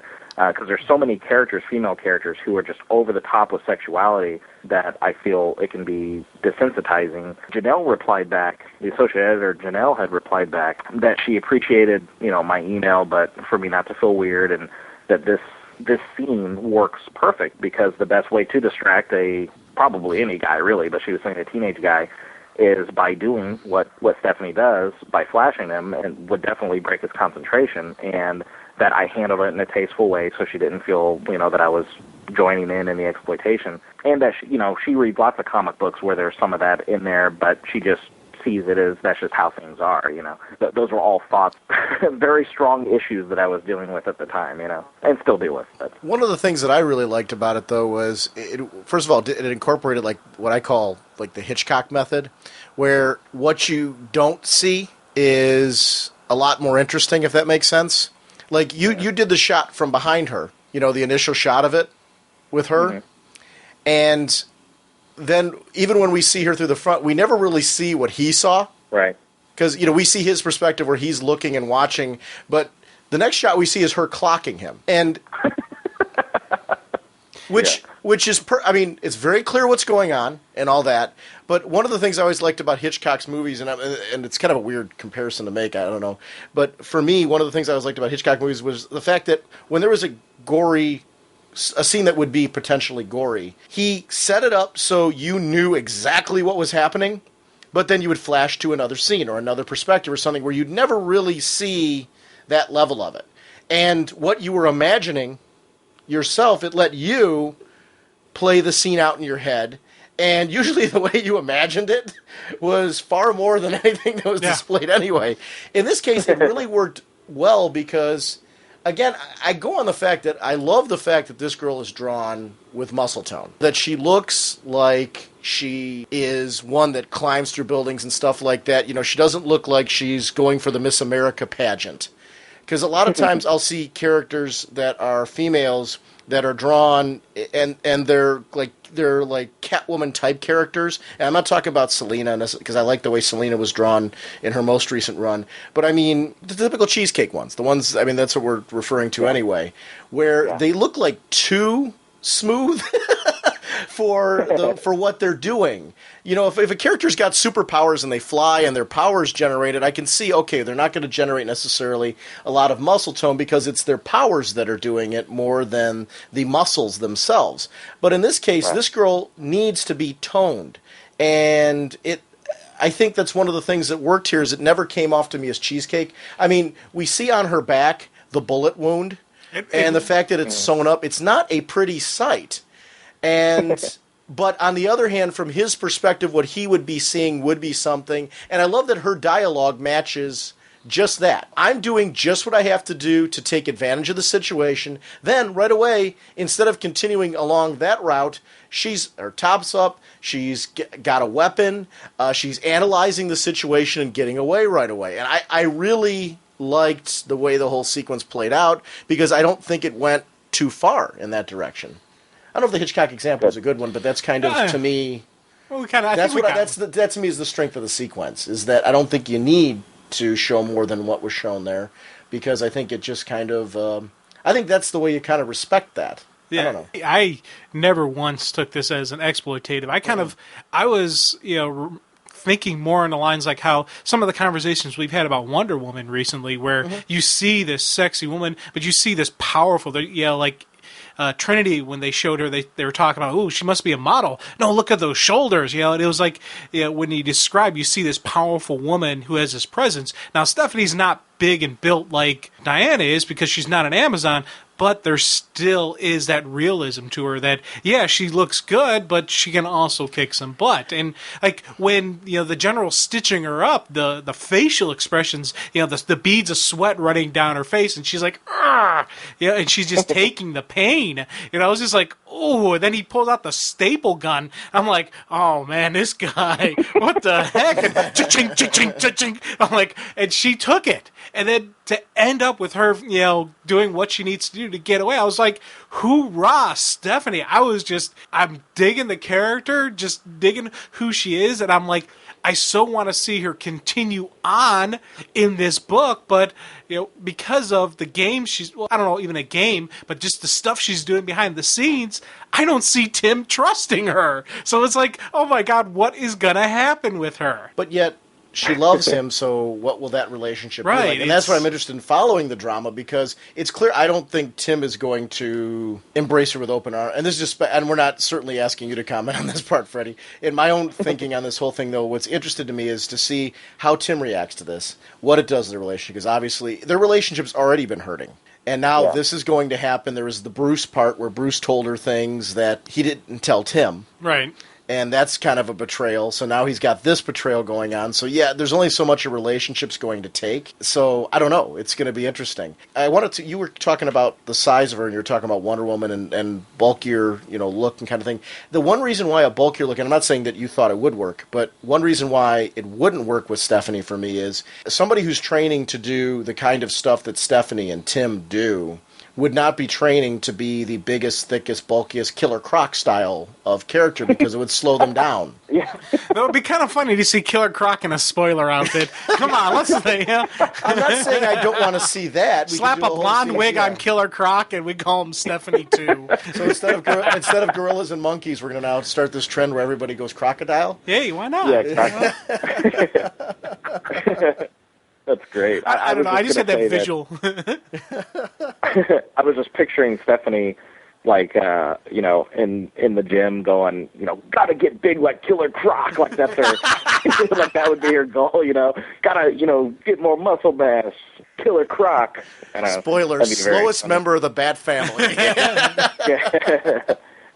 Yes, but I think, I agree with where you're coming from, though. Plus the duh look on General's face was absolutely priceless, dude. I still, every time I look at that, I do grin just because I'm like, I've seen that look from Sean's face sometimes when I'll just throw out something out of left field and it's that, kind of look. So I'm like, yeah. When you said that, I was wondering where you're going with this. I'll see that look on Sean's face sometime. I'm like, what are people going to think you're doing here? Oh, hey, there's many times on the show where Jim distracts me. It's like, the first time I did you had that look on your face like, what what the hell are you doing? Again, this isn't a visual podcast, I know. so people are now wondering what that is. Wow. I'm looking here. Getting us back. I'm looking here at Wayne Manor. And I've got to say, over the years, I've seen lots of different interpretations of Wayne Manor. And it never, I love seeing different takes on it. So it doesn't have to be exactly like this artist. That. One of the things that I like is, though, my favorite versions of it have a mood and a tone where, I actually went to California and saw the one from the 60s show. I like seeing different takes on it. There's something about the place. It's important to me. I know you're a big Superman fan. I know Jim's a big Superman fan. This Batman's my guy. So anytime I see the Wayne Manor, get to see Alfred in the cave, see Tim, and there's big, huge technology screens, and you see Tim in this chair that just looks really cool, and then you see multiple views of spoiler where we're seeing the detective work down here, and just the tiny details where anytime, I'm watching Tim's hands on that keyboard, and I'm almost right now putting my hands there myself. I like those little moments for me are things I eat up, because the cave is somewhere, from my childhood, it's an iconic spot. It's one of those places where no matter how many different interpretations I see of it, when I see a really cool interpretation of it that makes me go, wow, it's a kind of a goosebump moment. And this whole Batcave sequence was just that, because I loved the big, huge screen, because you look at how much information he's trying to disseminate right now, and he's trying to get a lot of sequences with her in at one time. To have that on a small screen, he wouldn't be able to see any of it. It makes sense for detective work. You would, and with the kind of financial backing that these guys have, that you would have the largest screens possible. You would be able to cut through as much information, especially when you're scanning security cameras and recognition software and things like that. You want to get as much done as you can in as quick a time as possible, especially, and this goes back to your crowd thing, when you've got such an overwhelming situation going on right now with no Batman, gangs are acting up, you've got crowd situations going on, Tim's getting overwhelmed, he needs to move fast to try and compensate, and this totally fit the whole sequence for me. I know I'm ranting like crazy about it, but it was one of those moments where when I saw this, I was like, hell yeah, this is what should be going on. As we're seeing in the cave, there's some cool sequences going on there, just visually as well as story-wise. Because one of the things I really like with Alfred is you see him, he's just the simple butler cleaning up the cave, but while he's doing it, he is dispensing the valuable wisdom that he's learned as being part of the Bat family. He's talking about how Dick and Tim are trying to fill this massive void that cannot be filled. And it's that the guide, the mentor, just the advisor that has been around forever.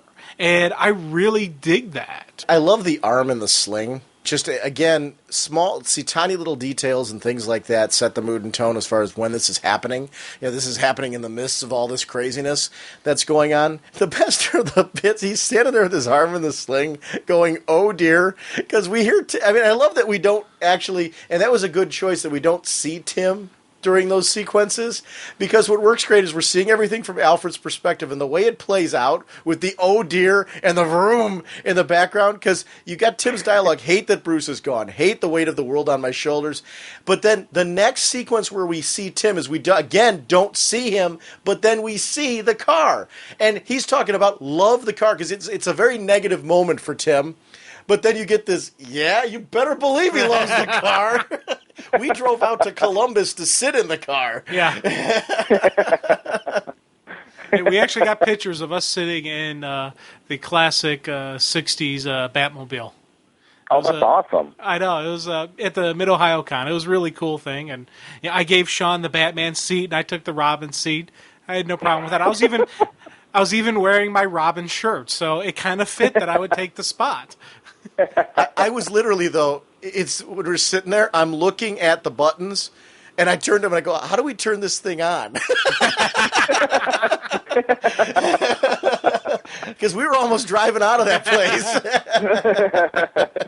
tell me, in the Batmobile that you guys were sitting in, I mean, the switches, were you allowed to touch anything? First of all, how did you guys get into? Were they letting anybody who waited in line or whatever get in, or is it because you guys knew somebody, or because It was you paid for the VIP pass there, and I should clarify this. My impression was initially we actually saw a couple weeks later at the Screaming Tiki Con, which was another one that was in Ohio, the real Barris Batmobile.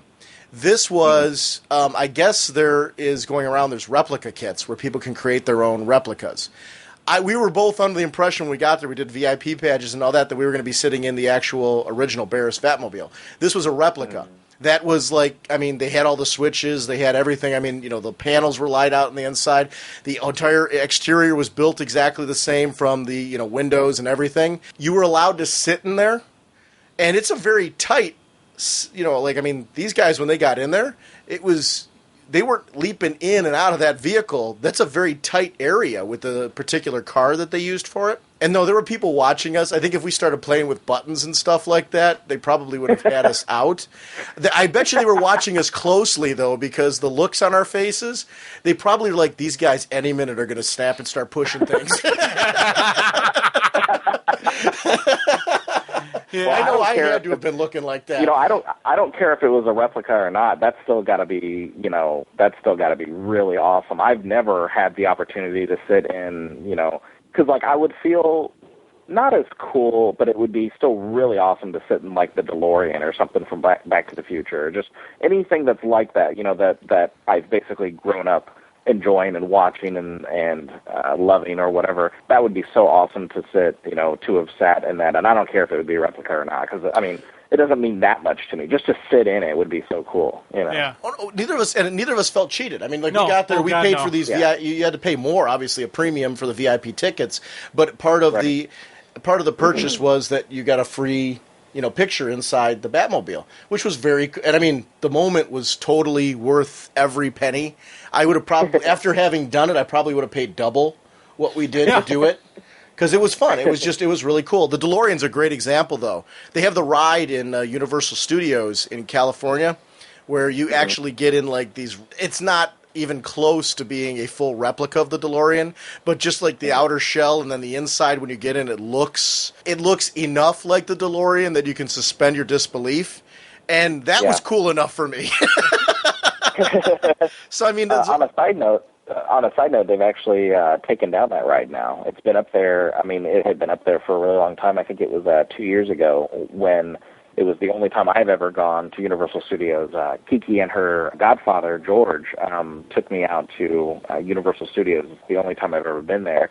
And I was very lucky to have gotten to ride that because they have since taken it out. I'm not sure what they put in its place, but they retired that ride. So I told you what a Back to the Future geek I was. Literally, the first time I rode that, we got there. We went to see the Who, Tommy, when they had done the stage show, and they happened to be showing it there at the amphitheater. So we came out of there, and we snuck into, because when they were letting you out where the park was, and you were supposed to leave. We didn't, because it was like literally, like an hour before the park closed. So you would think they would have put up some kind of barricade. So we're like walking out, and my buddy went to use the restroom, literally comes back out, and everybody's gone. And we're in the park. So I'm like, he's like, should we leave? And I said, dude, Back to the Future's right there. So we went on this thing like 3 times because it was, so close to the end of the evening. It's that part where people start filing out. We went on this thing like 3 times in a row. And I couldn't get enough of that. I was so sad when I heard they were taking that thing down. Now, at any time did you go, you built a time machine out of a DeLorean? I would have been throwing out movie lights. You hop on the ride, you look, flux capacitor, fluxing. Okay. No, dude, we were too busy trying to get Biff. Oh. McFly! But it's actually funny. This is a fitting conversation for this particular visual sequence because these are the things I was thinking of, like us just being in the Batmobile, those type of moments, like when you go onto a ride like Back to the Future. When I'm looking at this sequence with the car and you hear Tim's inner dialogue, love the car, and you see him peeling out in that baby. Who doesn't want to do that? We all, with those iconic vehicles, those iconic, who doesn't want to ride Silver from the Lone Ranger? Who doesn't want to, you all these iconic things that, we all want to be a part of that and want to believe you can really do it. So these are moments where I can relate to them. I was just thinking still about the Back to the Future, that when we were walking by the DeLorean, well, they had a DeLorean out in front of the Back to the Future ride. There was a guy dressed up as Doc Brown, and I say dressed up as because he did not resemble him in the face, and it tripped me out a bit because, at first glance, you're like, oh, that's a lookalike of Doc Brown, but, I don't know if, like, the good lookalike was on lunch or something, because this guy was dressed like him, but his face and everything didn't resemble him much at all, and had the bad wig on and stuff like that, and it was a bit creepy. It's like, I don't know how really to describe it, but I guess because he was dressed up as Doc Brown and I know what he looks like, but then all of a sudden to see, hey, that's an imposter, this doesn't feel right. So still off on that. It's like when you see like amusement park Batman or Superman. It's they just don't hit the mark. Like you wonder, it's like this is an amusement park. You figure you're going to be having people dressed up for the whole season. I've seen really, really good Batman costumes at cons. Where I've just been kind of like floored. I've seen people dressed up as Superman at cons that I'm like, okay, you could fit the bill. Yeah. You can't tell me they can't find somebody in some costume to do that. For what we're paying to go into those. It's kind of like and the at mall. Universal Studios, I saw there was the Spider-Man and Green Goblin running around chasing each other, and they looked great. Yeah. Their superheroes were fantastic. It's kind of like a mall Santa, when you go and you look and you can see it's a fake beard and you're like, hey, wait, isn't that guy Chinese? Wait, maybe we got something wrong here, okay? It just doesn't fit. Yeah. The mall Santa. It's exactly like that.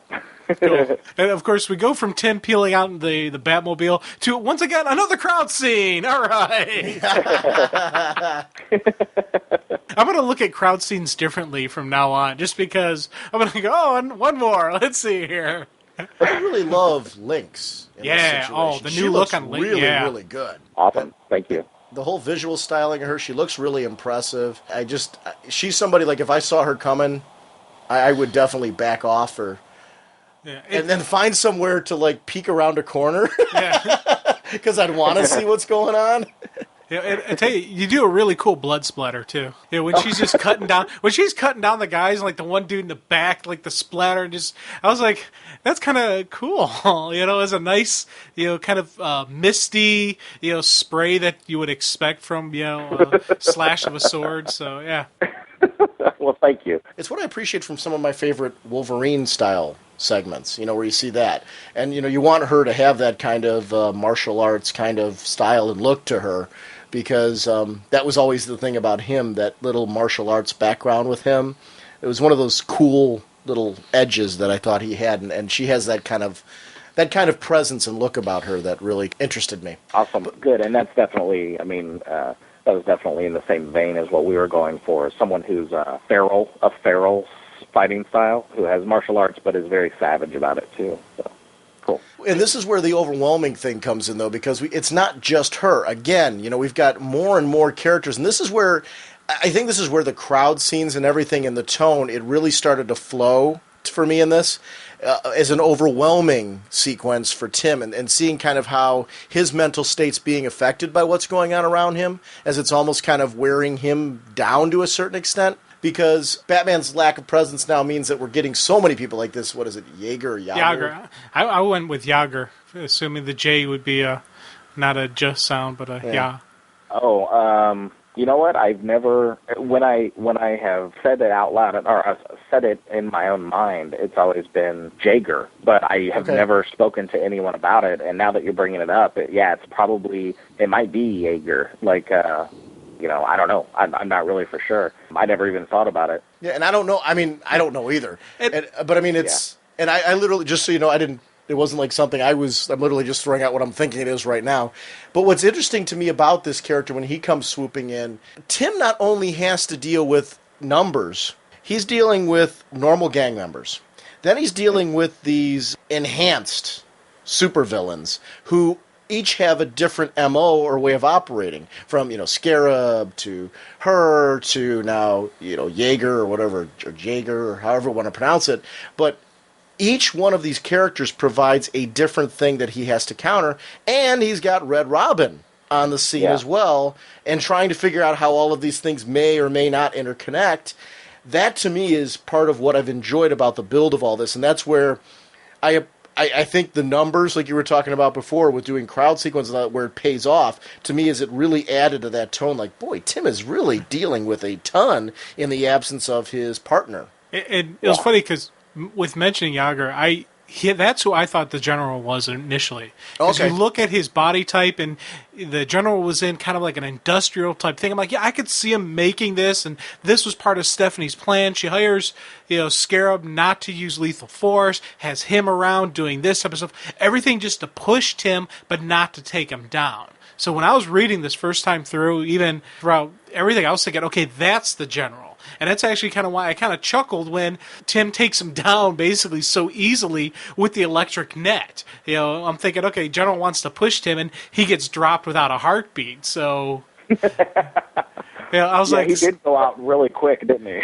Yeah, I was like, and there's Yager again. Oh, he's down. He had like 3 panels of screen time or something. He's a super villain red shirt. Yeah. But then I like when she's going at the car, even. This whole sequence where, again, he's talking about the typical things. I remember when I was first driving, and I still to this day, when you have your car, the cool car. I remember my mom had a Beretta, which when I was, when I was in high school, that was like, it was a really nice looking car. And I remember, I literally, if there was a scratch or anything from a shopping cart ding on it, I used to cringe because it was black, and I always liked a black car.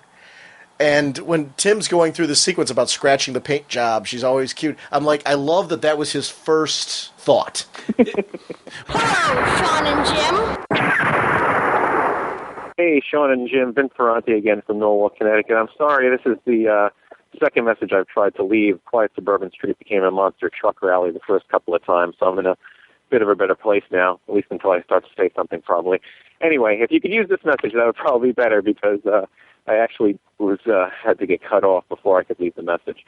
I just wanted to basically say that the Black Lightning Year 1, number 1 and 2, that's coming out in January, seems like it's in response to you guys talking about it and saying that you'd like to see more on Black Lightning, and I'm glad to see that a lot of other people felt that way for them to plan it. So I'm excited about him returning to Suicide Slum and then revisiting his origin. So I kind of wanted to get you guys' thoughts on that. Since you're both Hulkamaniacs now, I had a question that maybe you or one of the other listeners can answer.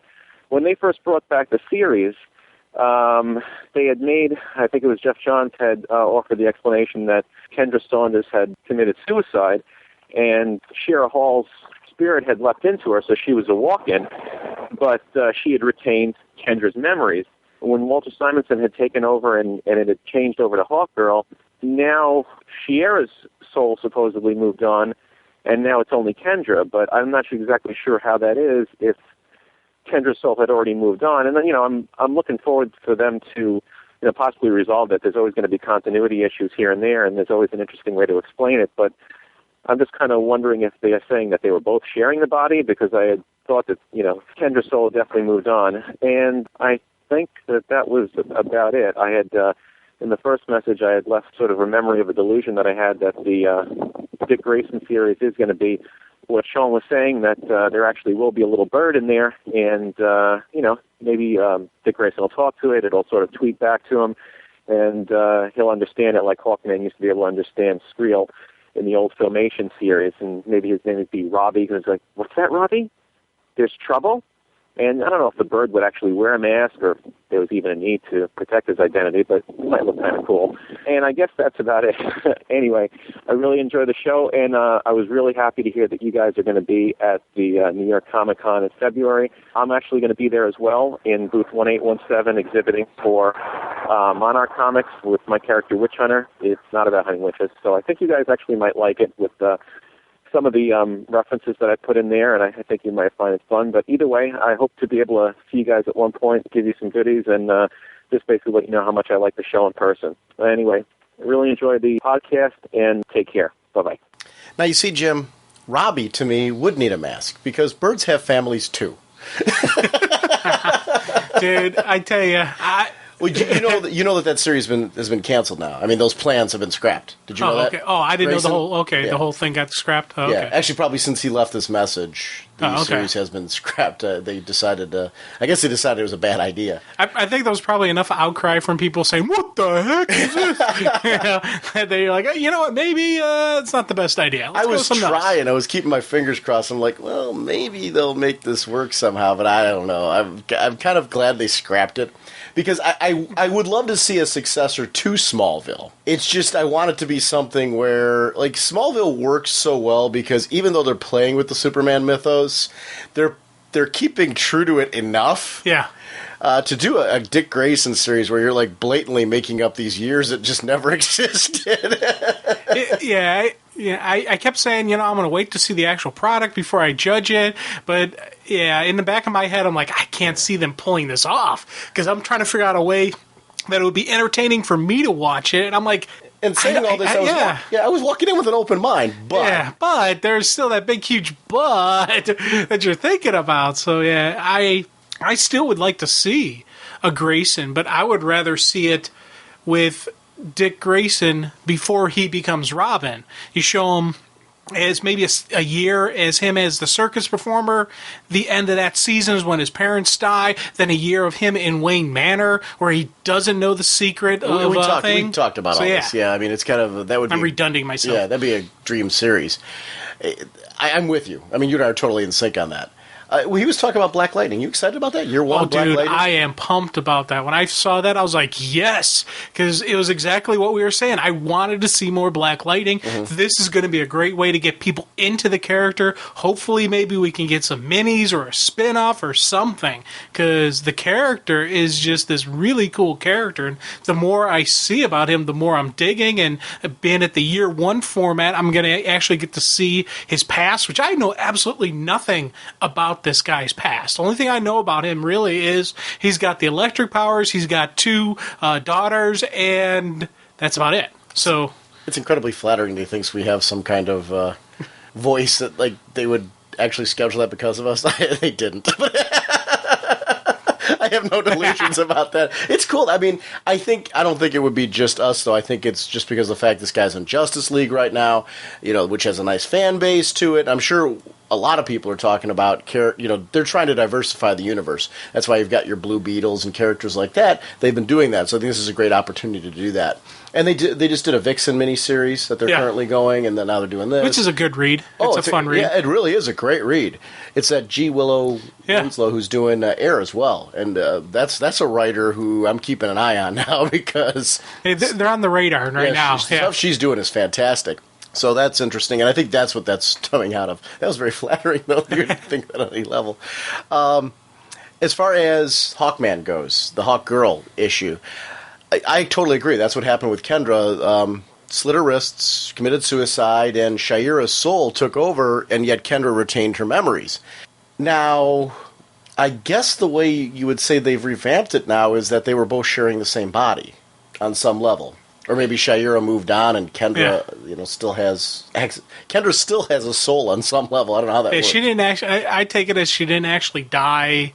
It was one of those, near-death type things, but she is still there, and she just had Shaira there, and they were sharing the body. The way he explained it with her sharing the body is actually the way that I see it. Yeah. They were both sharing the body, and Shaira moved on, and Kendra's still there, and it all just worked out nicely. It's a nice thing with magic. You can just kind of explain it away as it was magic and all that neatly. I do like the fact that it does open up the option for a Shaira return to Carter at some point without losing Kendra. Yeah. if they want to go that route. Because I like Kendra kind of being her own entity, or, possibly if, Kendra and Carter getting together. I don't know. It's all kinds of options are open. I'm liking her on Justice League kind of having her own thing going on. And I'm digging her with Red Arrow. Come on. I am too. I love that's a really cool story arc. So. Yeah. So, but I agree with him. You got to stretch that just a little bit to accept it, and I'll go. That's exactly where I'm at too. Good call. Hello, guys. It's Donnie Salvo. What's going on? I just listened to your most recent episode, and great job as always. But I wanted to make some comments about your Trinity discussion. Number one, Superman, Wonder Woman, and Batman are all great leaders in their own way. And if you guys don't stop it, we're going to have to put you in separate rooms. Okay? Number two, when you were talking about like a Trinity 2, and you were talking about Ollie and Hal, I was thinking like Ollie or Hal and Barry maybe, or even like maybe they could do like a Trinity 2, or maybe it's a continuation of this in some way where it affects Nightwing, Donna Troy, and maybe Supergirl in some way. I thought that would be kind of an interesting idea. You guys keep up the good work. Please, guys. Norge, I sent you an email over the forums about leaving a video game review or something on our show. Please, man, feel free. Video game, movie that you saw, even if it's a comic that's not DC related, you want to gush about, man, call our voice line, man. Do it up. We're looking forward to it. And I hear you guys are going to New York Comic-Con, and I look forward to meeting you there. I love that we're getting scolded now. Yeah, I know. I was laughing my head off. That's outstanding. Donnie sent us to a corner. Yeah. You too. If you can't play nice, If we could play nice, there wouldn't be much of a show. Half the fun is when we go off on those. And I've gotten a couple of emails. I just want to thank people who've like, Jim, you gave up too soon. I agree with you and all that. And I'm like, I love that you'll pull these nasty tricks on me on the show and all that stuff, and you get all when I do the littlest thing to you, you get all this support. I know. It's funny. Anyway, thank you very much for that, Donnie. I actually have some video game reviews that I want to do. I'm going to call the show Reality Wasted, and I'm going to leave some voicemails on them because I'm a big gamer. When I'm not doing the show, I got my PS3 going, and I love playing games. I actually wish I had more time for all of my hobbies, but I definitely plan on leaving him some reviews. Actually, I didn't think of the fact, though, the movies and comics, too. I've got a Netflix account, so I'm a big film buff, and I would love to do probably some film reviews and stuff for his show as well, so I'll definitely do that. He knows, I'm sure he knows how he is with podcasting now. Between the past couple of weeks, between my conferences and everything, I've had no time to do anything as far as, I'm lucky you and I have been able to record at all.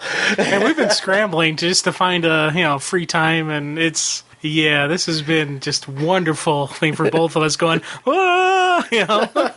This is fun, though. I actually do look forward to these parts. You and I get to those points where we have these discussions like, are we going to be able to keep doing this and all that stuff? But then we sit down and do this stuff. I'm like, how could we not? Yeah. This is therapeutic. And I got to say, I agree with him on his one idea on the Trinity with adding Barry into that mix. Mm-hmm. That was a cool sign. As soon as he said that, I was like, I kind of like to see that. I should clarify, though. See, and I agree with that. I don't necessarily mean Trinity 2 in the sense that it has to be 3 people. And I would like a spiritual successor to it, but it doesn't have to be necessarily limited to 3. I liked his ideas, both of them actually, but I don't think that, because one of the things that I've liked about Trinity is it kind of did what Countdown, we talked about this, so I'll just glance over that. It kind of did what Countdown was originally billed to do. It's kind of the spine of the universe in the sense that you get kind of a nice view of the whole universe because of the way it's structured. So I think it's really successful in the way that it does that. Mm-hmm. So I wouldn't mind another weekly series that somehow does that. It doesn't have to, I wouldn't limit it though, because I think what works about Trinity is obviously the creative team had this idea, let's do something involving Superman, Batman, and Wonder Woman. I have this great idea for a story and let's go with it. I would like to see another story that has that kind of scope and depth, but it doesn't necessarily have to be limited to that. So we'll see. I don't know. It's interesting. Yeah. To the Batmobile. Let's go. Atomic batteries to power. Turbines to speed.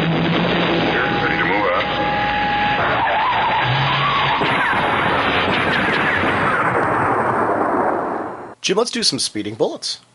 I'm excited, actually. Yeah. This Sunday, it's finally coming out. Mortal Kombat versus the DC Universe.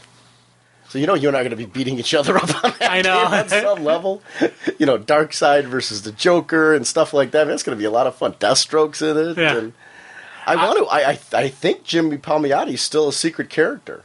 Oh, that'd be cool. We got to unlock him. Yeah, definitely. And it's funny because I'm thinking about getting I don't have a PlayStation 3. I'm thinking about getting the PlayStation 3, so I can play this game. And, when the DC MMO comes out, I'm thinking about that. And, I know my brother, has the Xbox with him and his kids get on and play. So I'm like, okay, I'll pick up the Xbox, maybe play it. So I'm now looking at probably going to pick up both game systems just because I'm an idiot that way, I'm like, I'll get both. What the heck, My first book that I picked, Sergeant Rock, The Lost Battalion. It's one of a 6-issue miniseries.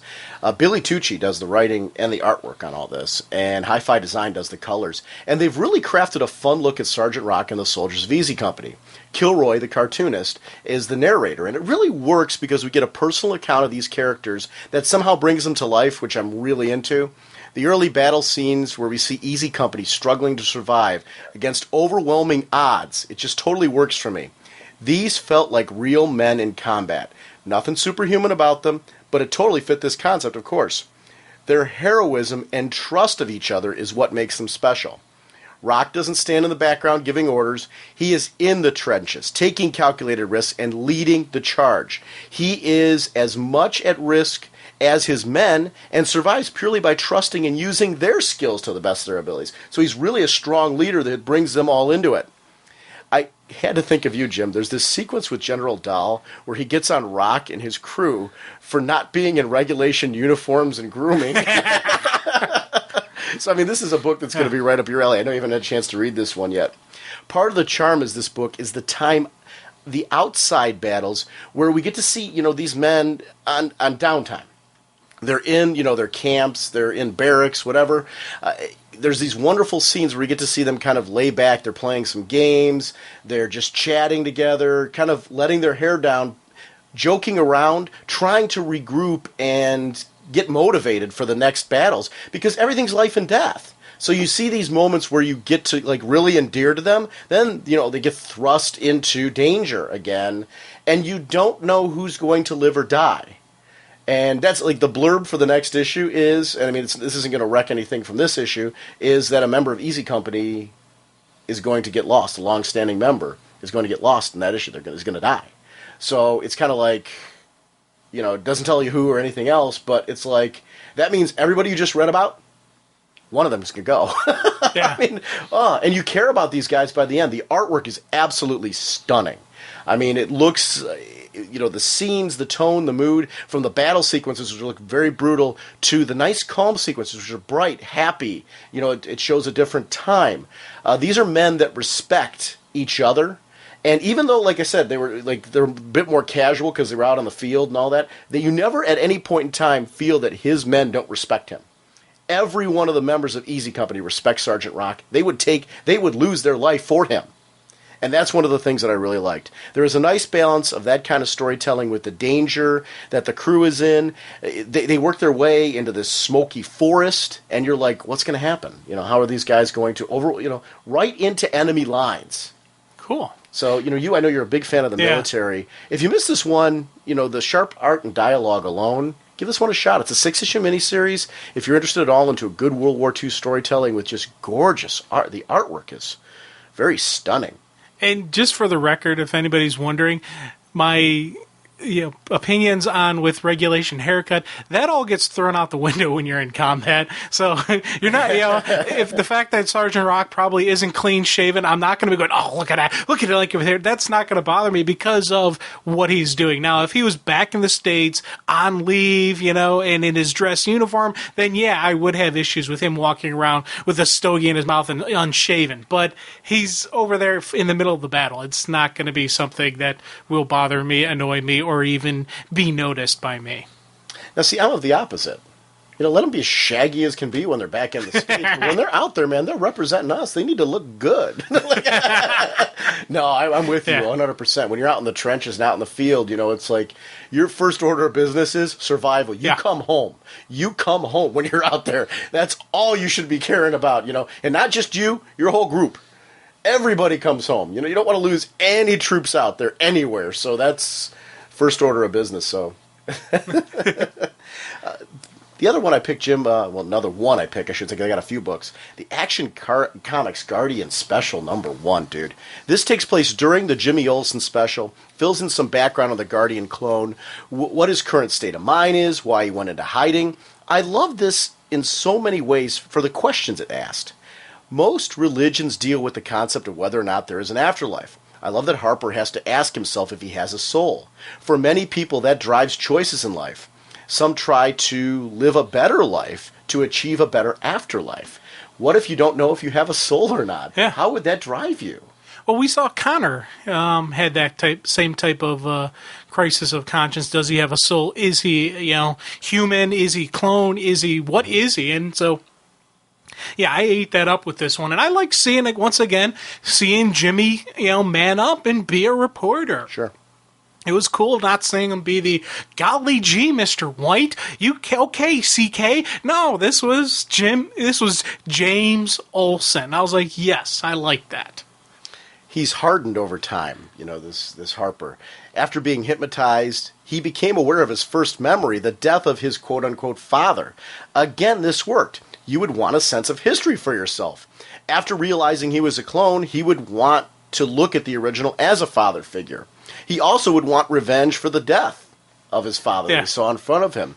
At first, I didn't like the explanation of why he hid, but then it started to work for me more and more as I was reading it through again. That this would make sense that he was waiting for the guy to come after him, codename Assassin. Yeah. Figuring that this guy, he didn't know that's who it was, but he's like, what, if he went after my dad, knowing that I know all this stuff now, he would come after me eventually. So he didn't expect to find out this information from Jimmy, I like those moments. Finding the creature with the Legion flight ring. I did not expect that twist. Yeah, and now here's the thing. I took it that the creature, in a way, was like they're growing like a doomsday type thing. Because when you see the creature, there's kind of like a doomsday sort of shell. I'm wondering if they are doing clones of the doomsday DNA, maybe mixing and matching some stuff to create this ultimate, Superman killing machine. That's how I read it, but I'm not sure. What do you think? It depends on time-wise when this story takes place. Part of me for a brief moment thought, is that Karate Kid in there? Or Triplicate or whatever. I don't know. Yeah. But I mean, time-wise, I don't know where that takes place, and that wouldn't work as far as this goes. So I don't know. I don't know what that has to do with the Legion. He did make the comment over and over, though, that none of the other tubes had anybody with a ring in it. So so it was just the one. Yeah, so I guess my assumption was that the thing in there was something they put in there and are experimenting on that already had a ring, which means it's a Legionnaire. Oh, who's that one Legionnaire that's like a rock dude? Oh, I'm drawing a blank at the moment. It's like Rock or Grack or something like that? No, but that's I know exactly who you're talking about. You know who I'm talking about? Okay. And he was in the story that we just did. I'm just completely drawing a blank at the moment. But yes, the gray one. You're talking about gray? Yeah. I don't know. I don't know on who it is. I kind of left my head open that that's going to be kind of... It's either a clone of a Legionnaire or it's an actual Legionnaire. So I'm curious to see who it is. Bloke. That was driving me nuts. Bloke. Okay. Yeah, it was driving me... Because you get something that's on the tip of your tongue? I'm like, there's no way. I was going to just let it go that we didn't know. And I'm like, no, I can't because it's driving me absolutely crazy that I don't know. But I don't know the significance of that. Further investigation revealed the twisted fate of later versions of the clone. Now, if he thought Harper was his father, that means he killed his brothers to honor them and the memory of his father. Would you want to grow up a deformed tub of goo? Or be stuck in a tube? This is, of course, assuming there was any possibility that one or more were alert. And it's all because the codename Assassin killed the original clone, that even those were being created. So that adds even more rage at codename Assassin. If he hadn't have done that, none of these deformed, abominations would have ever been created, and that's got to make him even more angry. So I'm looking forward to the battle between those two. The reveal of the sinister secret. Cadmus has been working for the government on a way to kill Superman. They've got magic going. They've got clones going. They got kryptonite going. And, they do pose an interesting question here. Why would the government want to kill Superman? I could see building a defense against him just in case, but he's been the savior to Earth. To actually put a kill order on him puts a question mark. Why? Makes no sense. Now, I could definitely see a fear of the new Kryptonians, but this was done before those guys were around. So, do you think this is driven by Sam Lane, or do you think it's by something even deeper than that? I don't know. That was the thing I was trying to figure out, and how does this tie into with the new Krypton? Because we saw at the end of the last the last issue within that new Krypton schedule, special with the Doomsday arriving, where all the Kryptonians were, and there was that Terra who is not surprised at all by the appearance. So I'm wondering, the same thing with that American agent who who probably is really the killer. So it's I don't know. I'm thinking that. Because Mark posted on the forum, and he made a good point, that character actually had his own miniseries, so maybe they're pulling that character direct. But either way, I'm with you. I don't think either of those two were shocked at all. Yeah, so it was planned. Or at least they were happy it was happening. On some could level. be. Yeah, there's so much, the more we learn about this series, the more questions that are opening up, which does make for cool reading, because you're like, hey, what about this? What about this? Oh, yeah. 7734. What's the significance of the op number? Did you catch anything from that? No. Other than 3 and 4 make 7, so 777. I don't know. I'm like, I don't know. And I was sitting there going, it's one of those things where you start looking at and as soon as when I start looking at the numbers, and I freak myself out with going, I'm not good what about with that this stuff. and maybe this, and I'm like, it could be. I'm like, so I literally just said, I'm going to wait and find out. Yeah, that's kind of where I'm at too. I got a little choked up at the bit where he saved the little one. The hero showing through. That was I didn't expect that, because I was like, okay, he blew the thing up. I didn't expect him to go back to it, and we find out that it was a girl. It turned out that it was a girl, which is due to the issues of the instability of the genes, and he's now raising that girl. That was cool. I liked that little bit. Here's the thing. I really liked that bit, but I kind of was guessing that. And did you? Okay. Well, when I first saw he had a kid, I was thinking, oh, okay, that's probably another clone. I saw it's a girl. I'm like, wait, that's a girl. Yeah. And then I'm seeing there was a resemblance, and I'm like, but I couldn't get my hands around, could a clone actually have a kid? So I kept thinking maybe that is, so when it was actually revealed, I wasn't too surprised, but I did enjoy it. It was one of those things where I was like, okay, I saw this coming, and I wasn't like, oh, please, that's so obvious. I was like, okay, yeah, I like the fact that, and I like the little twist that it's a girl, and, there's, whether it's the instability of the clone, whether it's whatnot, I don't know. Well, he said that there were different variations on the clone, different deformities and different changes due to the fact that the clones were made from him. So I would take that to, being his kind of, he was looking at that one and being like, I can't kill this kid. Yeah. And I liked that. I liked that distinction. Did you take it that they always planned to head to Metropolis, or because they saw the Kryptonians flying overhead, that changed his path? I took it that he was heading to Metropolis. Okay. That was the game plan, to go back to Metropolis, and then as he sees the Kryptonians, he's like, whoa, better hold on to that helmet. Hold on to that. That's when he said, hold on to the helmet, because he's like, whoa. We may need that. Yeah. So I like that. I'm excited for him. They've really made all these characters very interesting. So. And how cool was that sign as they're going into it? Home of Superman and Supergirl, and someone painted in, and Crypto. I was like, yes. They're like, cool. I was glad to see that they haven't forgotten about that whole story where Clark's like, this is my dog, this is your dog. I've reread that speech multiple times, and I still like, hoorah! Crypto rocks. Yeah. I still want to see Crypto take out the new Wonder Dog. I got 10 on Crypto, man. I do too. I got, yeah. All right, Jim, I got to talk about Secret Six number 3, because this is one you knew I had to talk about this one. Oh, yeah. I've had a real hectic week, stressful week, and that's not pulling out a violin, just to clarify here. We all have them. That just happens. When they hit, it's where the escape to comics are so necessary. when this came out, I so needed the joyride this book took me on. This was the one that, like, oh, I needed this. Thank you so much. It's like the timing for me was perfect because it literally was released right when I needed it. It was my conference night. So, and I get my books on Thursday. So literally on Thursday, my second night of conferences, I came home, all my conferences done, opened up my comic box, in my batch there. What book is like? It's like shining. My box was glowing. Secret Six #3 was showing that. I pulled that book out. This is the spiritual successor to this team's Birds of Prey run. It continues. It's on fire. Oh my God, was this a visual pleasure. The Jason Wright colors complement the always gorgeous art of Nicholas Scott and Doug Hazelwood.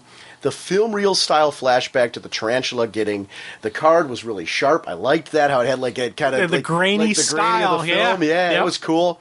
I loved the whole visual tone of the book. I loved the tone shifts between Africa and how everything played out in the Dark Rain scenes. I've mentioned my love for Nicholas Scott's artwork, but the work on Secret Six is taken to a completely different level. It's really a complementary art team. They just kind of mesh and gel together, and this is just fantastic.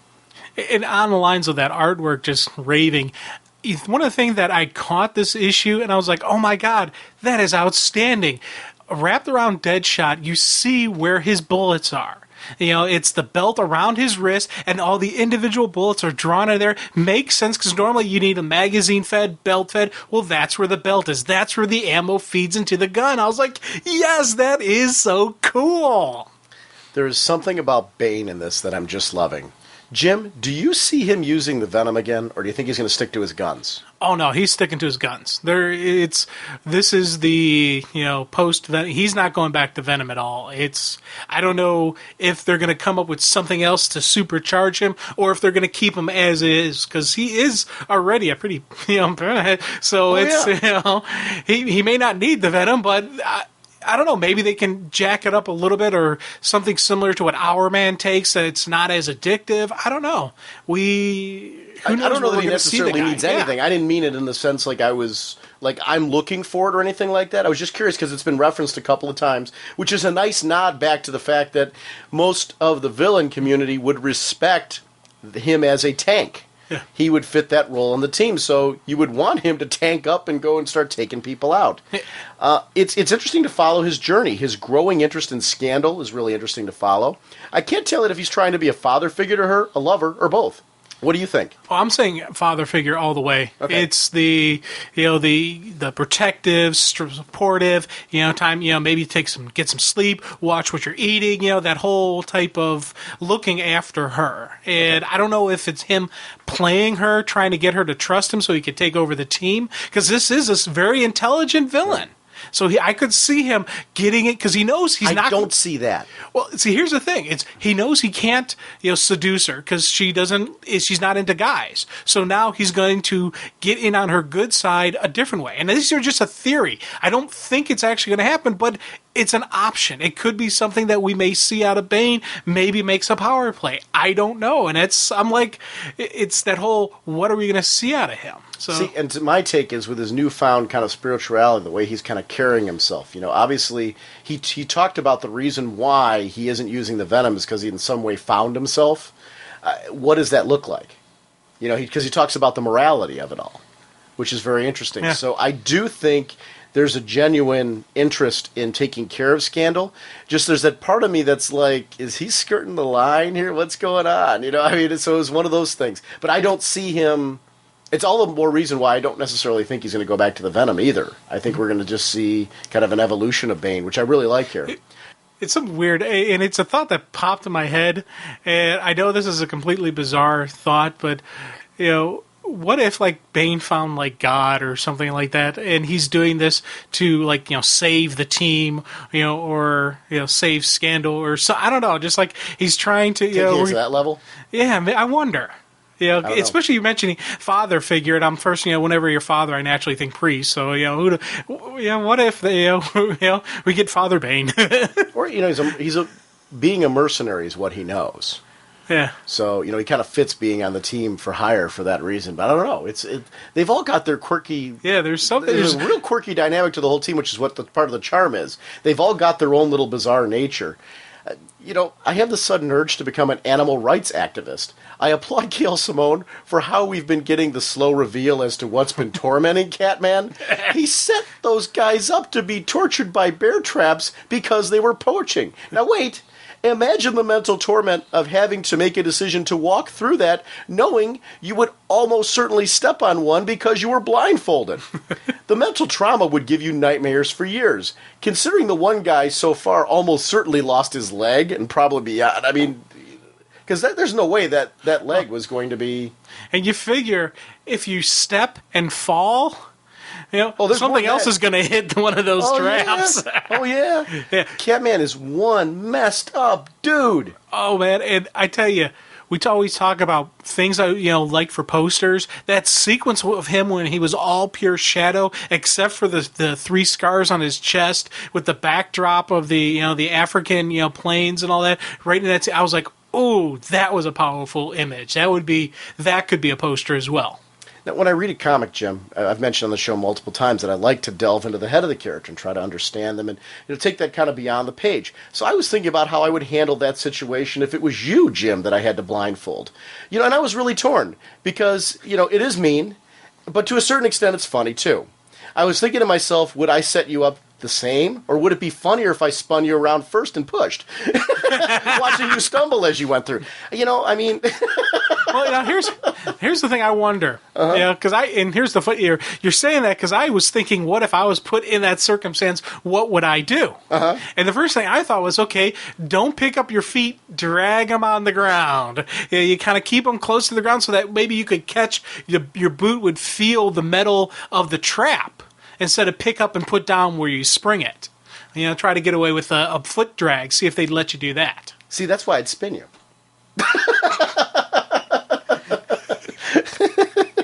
This is my favorite book right now, and obviously I'm getting it in a very disturbing way. She has to be having a blast writing these characters. Oh God, yeah, because it's fun. Yeah, and you can see it in the writing that that Jeanette. I'm so looking forward to seeing more about her. We just got a nice little glimpse. Right. She's definitely, she's a wicked character. She's into some pain. I'm willing to bet she's into some freaky stuff. So, unknown. The guy was upside down. Yeah. Matter of factly, as she was talking on the phone, I'm interested to see what skill set she brings to the team.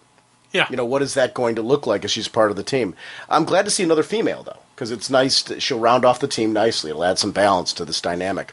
Ragdoll just throws out one freaky thing after another. The best bits are when Deadshot acts as his straight man. Our hostage bit me. Did you see? See where she broke the skin? Then she spat at me. She's captured my heart, fellows, and I have been keeping the perfect dowry in my freezer at home. Damn it, doll, don't tell us those things. All right, what do you think the dowry is? I know it's not a lifetime supply of green giant lima beans. I mean, when I was imagining putting you through, Catman hopscotch, I imagined it was your foot or your arm, depending on how dizzy you were, Jim. Well, I was thinking a heart of somebody. Yeah, it could be what kind of freaky thing with that? But Ragdoll is great because even though he provides that comic relief, you do see because of his physical nature, he is an incredible asset to the team. And we even saw him used stealthily, part of this whole scenario. So I really do like that even though we get the humor bits and there's things that are over the top, there's always those bits that pull you back and make you realize this is a very formidable team. A couple of other favorite moments for me. Anytime Junior pops up, it's a real treat for me. I don't know what that says about me, but the freak is an absolute riot. Dude, man, when he's on the phone and the lady of the evening is bugging him for the phone, you knew what was going to happen, but I still laughed when it did. And it's really wrong for me to say I laughed out loud when I saw him reach over and, not only snap her neck, twist her head in the way it's not supposed to go. He turned it upside down. I know. He turned her frown upside down. Yes. He's just trying to make a place he's like, a happy place. Was it Jeffrey the Giraffe? Yeah. We learned real quick why Junior wants the card. I have a feeling this might get complicated. You're a villain. You have Neuron's Get Out of Hell free card. It would make you question orders and allegiances and things like that. What is this dynamic going to look like? The bits with the villains following the team, especially where Catman and Deadshot were about to be lit up like a Christmas tree, and they used the villain distrust to turn the Lightning Wonder and Cheetah against each other. Who has the card? Cheetah! That was so perfect. And it was great that it was the two of them because they have such this rapport. They do that. They look at each other, same time, Cheetah! Traitor! And of course, they would think that it's a natural reaction. You got it's a get out of hell free card. You're assuming these guys know what it is, right? I'm assuming that they know, because even Lightning Dude was talking about how all the people he's killed. Right. You know, he's like, why wouldn't I want this? So, Absolutely. I could keep going on. Like I said, it's my current favorite title. I miss the work of this team, and I can't get enough. It's the spiritual successor to me of Birds of Prey, and their run on Birds of Prey, and it's like kicked up to 11. I can't wait for this book. This is exciting. Now, knowing what's on the card, who do you think hired Secret Six to get the card? See, that's for me is the big mystery I've been thinking about. You know, my first obvious choice for me was Lex, Luthor. Mm-hmm. But for some reason, I'm thinking it's got to be somebody other than Lex. I'm trying to figure out what villains would have the power to pull this off, would be nasty killers who are destined for hell. And I'm trying to figure out, that's the thing. I was like, ooh, who would do this, Part of me thought Joker because of the whole card dynamic, but that was before I knew what the card was, that I was even thinking him at all. I don't know. Yeah, the main thing I was thinking is Lex and possibly Vandal Savage, because he's lived forever and maybe he's had a taste of mortality. Maybe he knows he's damned, so he's like, But this is my way. Scandal work for her father? That's why they don't know it's a mysterious benefactor, which adds to the whole why he's not telling them who it is. So I don't know. I'm gonna just, Mad Hatter. I don't see him doing it though, because their relationship certainly didn't end well. Jim, let's talk a little bit about Final Crisis Resist, because Rucka and Troutman show why they handle DC's espionage scene like no other. This felt like a Checkmate annual set in Final Crisis, and I mean that as nothing but the highest compliment, because I really felt like I was coming home to Checkmate. And you needed to feel that at this point because of the focus of this issue. Mr. Terrific really shined here, and it showed how far this character has come from his JSA debut. He is a natural leader and strategist that has Batman's respect, and it makes sense that he would be able to analyze the only possible way to build an army in a hopeless situation. This is the sign of a hero, to grasp at hope when there appears to be none. I mean, that was just one of those things that just kind of... The Fire and Ice segment really nailed what I find so interesting about the anti-life equation. How do you maintain hope when you face those you love the most? It would make you vulnerable. Checkmate is immediately put on the defensive. Sasha has been a favorite of mine, and her tech would make her susceptible. She shuts herself down in order to avoid being an agent of Darkseid and losing herself, and this read so natural to me. Who wouldn't want this life? I mean, who would want this life, I should say? To be a mindless worker of Darkseid, to live to serve him, to lose all sense of identity and self-worth, because you give all that stuff out when you listen to the equation. They're telling you what you're giving up. And, to only care about the wishes of Darkseid. Woof. The art by Ryan Sook was really cool. I love the invasion of the Checkmate facility. It just looked cool. This is a strategy to what they're doing, and you see that this, them invading, it just looked, that whole segment, I was like, yeah. Terrific never gives up. They tell him to submit, and he refuses. He remains defiant. He continues to analyze and is determined to find a way. And I love those moments. The doors are shut and not today. Yeah. Imagine the one you love is the key to building your army, but you have to potentially sacrifice her to do it. Now, did you read that Sasha died or that she was shut down, unable to be revived until the threat is past? I'm worried about her. At first, I read it that, she was going to die, and then when it actually occurred, I was like, she's not dead, but she has the risk of it, maybe, or she's shut down as long as this threat is. I took it as she's definitely at risk, and he was like, if I don't do this, she would never forgive me. I have to put her in jeopardy to save us. It's what she would want. And, of course, that just rings true to her and rings true to him. So I'm like, okay. So, yeah, I don't know. I hope to God she's not dead, because I really like her as a character, and I like their chemistry and their dynamic. So. Oh, I do too. And I'm hoping to see them again in a title together, because I really, really like those characters. Snapper was another highlight for me. His history with the JLA, his reluctance to go to the satellite, giving into temptation with Cheetah, and how we see his strength of character when he makes sure that she escapes with him. Yeah. It's interesting that she wouldn't want to be under Darkseid's control and would be willing to side with her enemies over losing her freedom. The enemy of my enemy is my friend. Evil winning isn't always good for villains, unless you're the winner.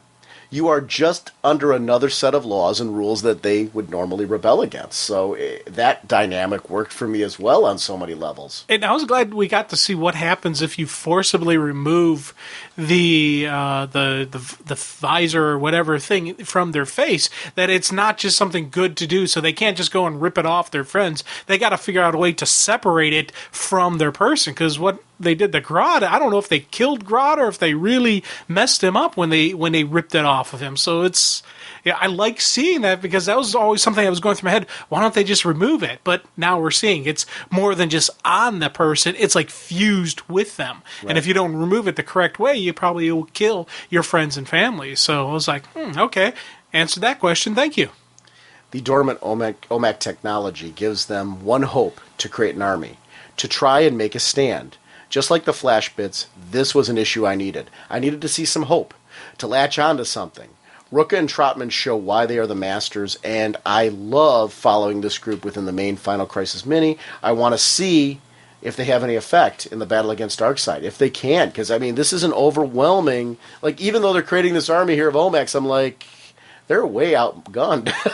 Dude, it's still, this is the Alamo, baby. You're outnumbered, 1,000-1, so it's okay. We're going to go down. We're going down swinging. We're going to take as many of you with us as we can. So I was eating that up. And you know what? We finally have a comic where I'm not going, I wish to God Snapper Carr was dead. I liked Snapper in this, and I was like, cool. I was like, this is a good guy. Okay. Jim, you said you had a couple too? Yes, I do. One I wanted to talk about was Terra, #1. It's the new limited series, and I tell you, I really dig this. I was looking forward to reading this because, we saw little glimpses of who she was, and I kind of was like wondering what's going to be the mystery. And the initial opening of her, it's kind of, showing us that she's not, she's not like, it didn't look like she was connected to the previous Terra. This is her own character. She's from down in the underground, world. Kind of like I saw her as an Aquaman, but for the Earth. Instead of, for the big, how he was the Lord of the Seas and all that, she was the protector of the underworld. So it also makes sense why we haven't seen much of her. Right, exactly. It was a cool usage of her and a great introduction. One thing I got to say is how much I loved the artwork here. Oh, Amanda this was Connor, just Amanda Connor, and it was just like, I'm really looking. Now she's going to be on the Power Girl. Okay, cool. That's what I thought, and I was like, cool. And I especially liked when I saw Power Girl in this. He's saying, okay, this is how she's drawing Power Girl. This is how they're writing Power Girl. I was like, you read the Power Girl stuff from the JSA Infinite Crisis. Yeah, that JSA classified run. Right. Yeah, I saw that as well, but. Yeah, it's been a while since I read that. So it's the same art. That's what I'm. Now, here's an interesting part. We've got underground some miners that are trying to build a weapon to tunnel below ground, and it actually does show an actual statement in our society. A lot of times we come up with new technology, we come up with new ways to do things, and we don't always look at the potential, catastrophic effect we're having on our environment. In this case, a machine that can tunnel under the ground, that can dig underneath whole nations in order to give us a tactical advantage, isn't necessarily one. I mean, we're destroying our planet. Yeah, and I liked how they're using it's like lasers and disintegrators. So it wasn't your traditional drill where you have all this problem. This thing is designed to cut right through, and as soon as you see it, okay, here's a villain, and he gets mutated by the big blue goo. So it's like, okay, introduction of the hero, introduction of her probable main villain, because he's kind of, looks like he's freaky Earth-based as well. So I was like, all right, this is a nice story, gonna get some ideas, kind of curious about the guy. He looks like a, pretty decent villain. It's, he's a killer. And the moral of this story is, whenever you hear a schluck, run. Yeah, schluck. Schluck? You know, I'm schnick. gone. Yeah, there's a lot of things. Especially when it's a schluck followed by a sploosh. Yeah, but he does look cool, though. Yeah. I actually really liked this villain, though, in his concept that you got to get rid of all witnesses. Yeah. Well, it's, you know, your classic villain there. That's a great villain. And, you know, the thing I do like also is when they keep showing these underground, quote-unquote, villains, they're not really bad guys. They're just people who have been pushed to the limit. It's, you know, they're defending their underground world from the mainlanders who are invading them. And even when Terra's, like, fighting the lava people, she's like, hey, you know, don't hurt these guys. They're just confused. They're just, you know, pushed to the edge. They're not bad guys, you know, and I was really just eating that up because, one, she's fighting the bad guys. Two, she's saving the humans. She actually puts herself at risk to the point where she's being swallowed up by the lava and probably gonna die, you know, if it hadn't been for an rescue by Power Girl. So I was like, yes. It's funny when I'm looking at the masks. I'm teaching my kids at school about the Longhouse Indians who happen to settle in Jaga County, and they made masks. And one of the reasons, and I'm not saying this is an Indian tribe, but I'm just, for an example, they made their masks symbolically to scare away spirits when people got sick. They thought they were possessed by evil spirits, and they would go in wearing these masks to scare away the evil spirits. Now, with things like headaches and sick colds and things like that, you know, those things would eventually go away on their own. Or headaches, you know, if you forget have a headache, you know, it kind of clears up right away. So naturally, they'd believe this worked. And to a certain extent, it would cure a headache. Yeah. A bunch of goofy people come into my house and they're wearing weird masks. I'm going to forget I have a headache and it's probably going to go away. So I really liked that concept. Timing-wise, for me, it couldn't have been better. I was teaching my kids about this. Now I'm seeing these tiki guys coming out of the lava wearing these kind of outfits. And I'm like, all right, I'm totally getting what they're doing. And they're not necessarily bad guys. Their masks are symbolic of they're in warrior mode or something like that. I really liked that. Yeah, and, you know, as I said, I dig seeing her sacrifice herself and risk putting herself in line for these surface dwellers, because it's, you know, they aren't her people per se. She's more the underground thing, but it's still, they're civilians. They're innocent people who are going to die if she doesn't do something. So, you know, those hero moments that we like, you know, when we see in our comics. And I tell you, I gotta say when she takes her to Dr. Midnight's lab, there was just some funny moments in the background with the mouse. You know, you see the one segment, the mouse is sitting around the pinwheel thinking nothing of it. Then you see his owl pop in there. The next one you see the mouse take off running. And I'm like, nice, little kind of funny there. And that's the funny part, it's in the foreground. Our attention's directed to the background, but that's in the foreground that's happening. And I loved that variation on it as well. That really our eyes weren't even drawn to that, but it was happening right in front of us. Yes. How cool was that? And later on, we see this kind of from another angle where we see the owl right by the cage and he's flying away. And it's funny, the first time he flew away, I thought he had the mouse in his hands. And I was like, wait, did he get the mouse? And I'm looking, and it's the way the shadow is kind of playing tricks on you. If you look close enough, you see he doesn't have the mouse in the hand. But I still chuckled because it was right there in the background. And we got this cool story, and I reading love how you're it. saying it's the way the shadows play tricks on you, though. When the fact it was drawn. Right, and that's how it was drawn to be that. And you're sitting here saying it like the shadow's really there, and I love that. I mean, that's a compliment again to the art, that you're so drawn in that you're realistically seeing things that aren't there. That's not there. Yeah, I know. The mouse wasn't drawn in its hands. And if you look at the shadow, there's nothing in the shadows to indicate the mouse is there. But because of, and I'm totally agreeing with you, but it's so well drawn, and the shading's done so well that your eyes do play tricks on you in a very cool way where it does add a realism to it. I liked the debate over violation. Yeah, blood.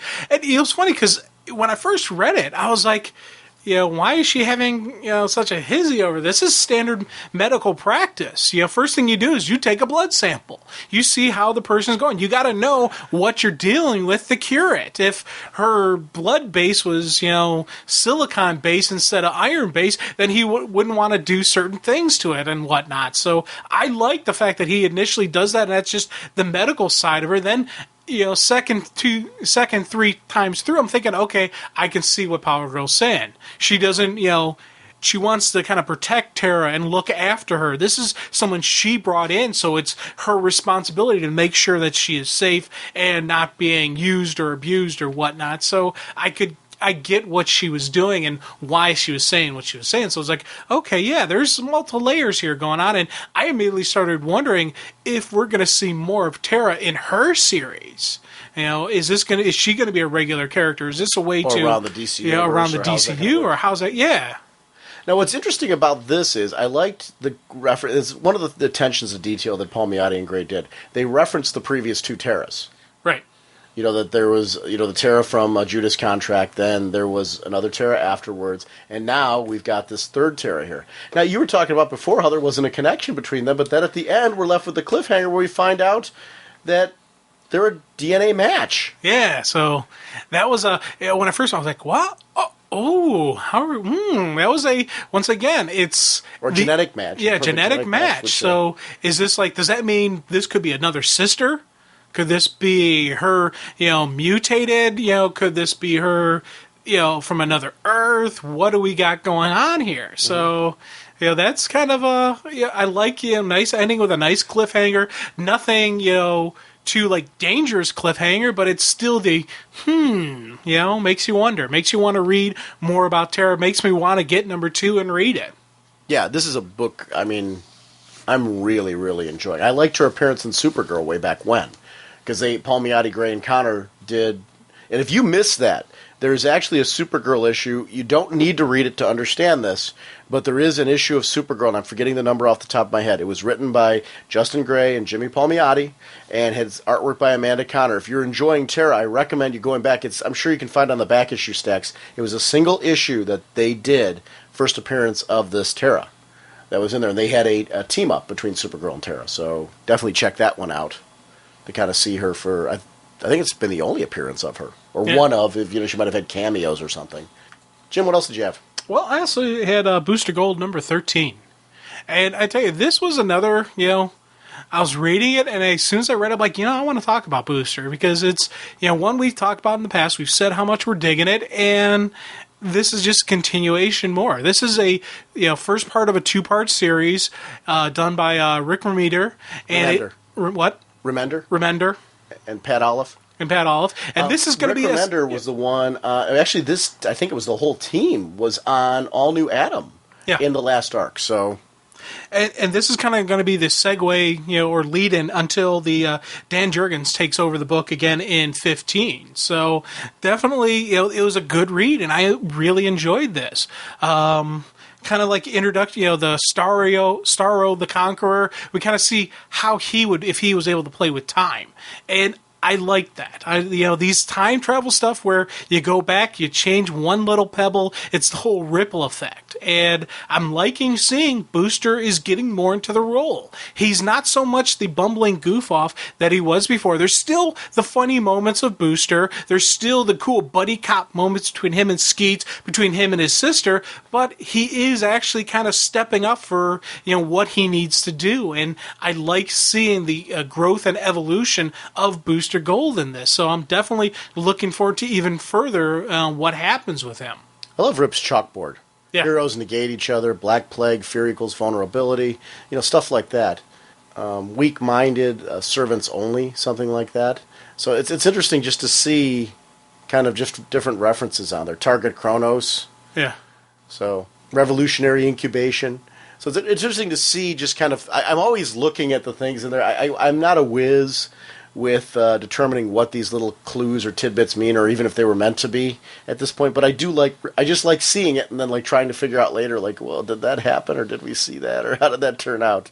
Yeah, this was, just as I said, cool stuff with Starro the Conqueror, going back in time and changing things. So Booster's got to go back and change it before it gets locked into place. And I was digging it. I liked seeing, a lot of the tease that we're going to have. We had an issue ended with a nice tease about maybe Booster's going to find out about his son.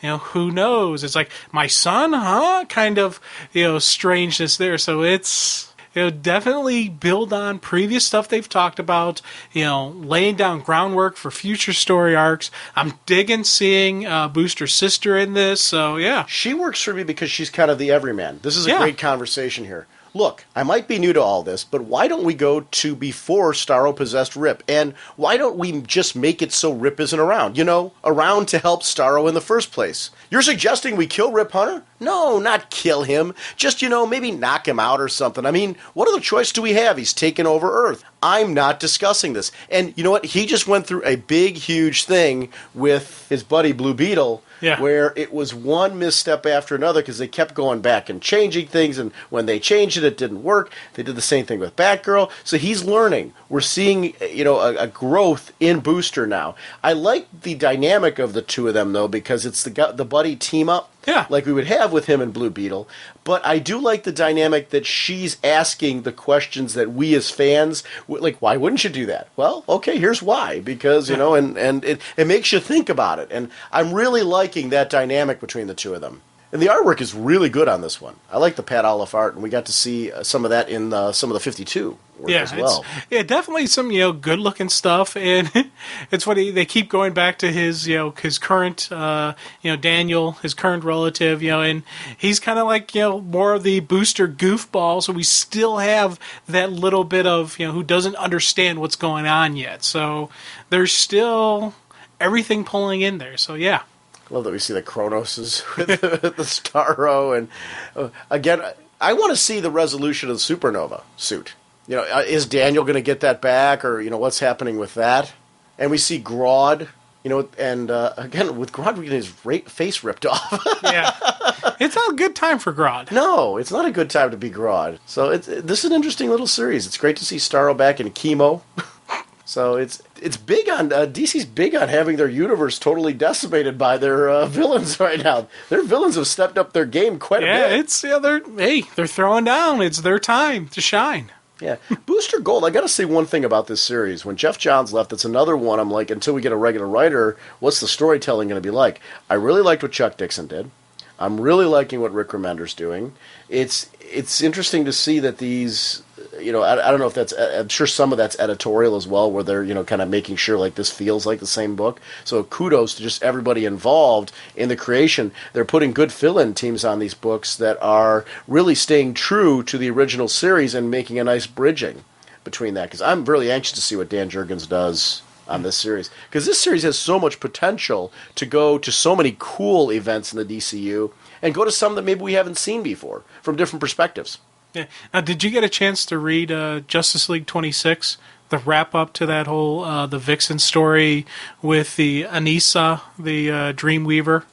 I haven't completely read it, but we can go and talk about it. I tell you, this was another cool one for me, especially I liked seeing their portrayal of Vixen. Again, they're showing her use different types of animals. She has the speed of, the mantis shrimp strike. It was a fast, one of the fastest, strikes, even though it's a shrimp, but it's still the fast speed-wise, so it naturally goes over to her. She used the armor of the Abalone, so it was like, okay, yeah, she's pulling out different animals, not just the traditional bird, the peregrine falcon, the cougar, the frog. No, they're doing different variety of stuff, and I liked this wrap-up to it. It was a cool story. We're seeing heroes be heroes. They knew, she goes and pulls in the Justice League of this kind of changed Earth, and we got a couple of them. The one Green Lantern isn't even around in our time, so when he corrects the time stream, he's going to disappear, and he's like, hey, that's why I took this ring, to do the right thing. I ate this up. We see these people, and even the Paladin that is Bruce Wayne, there's still some of Bruce in there. And right. This Wonder Woman Diana, she's like, hey, we're going to change history, but my beloved Clark will be alive. I will do it. And I ate it up. I was like, yes, this is some cool stuff going on. I love Paladin. Yeah. My name is Paladin. I kill the guilty to protect the innocent. It's funny how, we just had that, we had that voicemail on this episode talking about how some of my issues with All-Star, Batman and Robin, and just that portrayal of Batman. I'm okay with this because it's an Elseworlds guy. Yeah. Figure that one out. Makes no sense at all. I think this guy's cool. I would read a Paladin series. Oh, definitely. I would too. Yeah. It's an interesting take on Batman. What if the origin was slightly different? And I think that's where it works for me. The situation with Catwoman and all that. It's a really cool take on everything. And even Jim Gordon. Yeah, he's a little bit harder, a little bit bigger edge, because they have Bruce and Gordon have that showdown. Bruce shoots they both shoot at each other. Vixen catches Bruce's bullet, but Gordon's shot is caught by Green Lantern, and Bruce is like, "Hey, I was shooting for the gun," and Gordon's like, "I wasn't." You're like, "Oh, okay, a little bit harder edge on Jim Gordon here." I love the outfit of that Green Lantern. Yeah, well, it's personalized for him, and so yeah.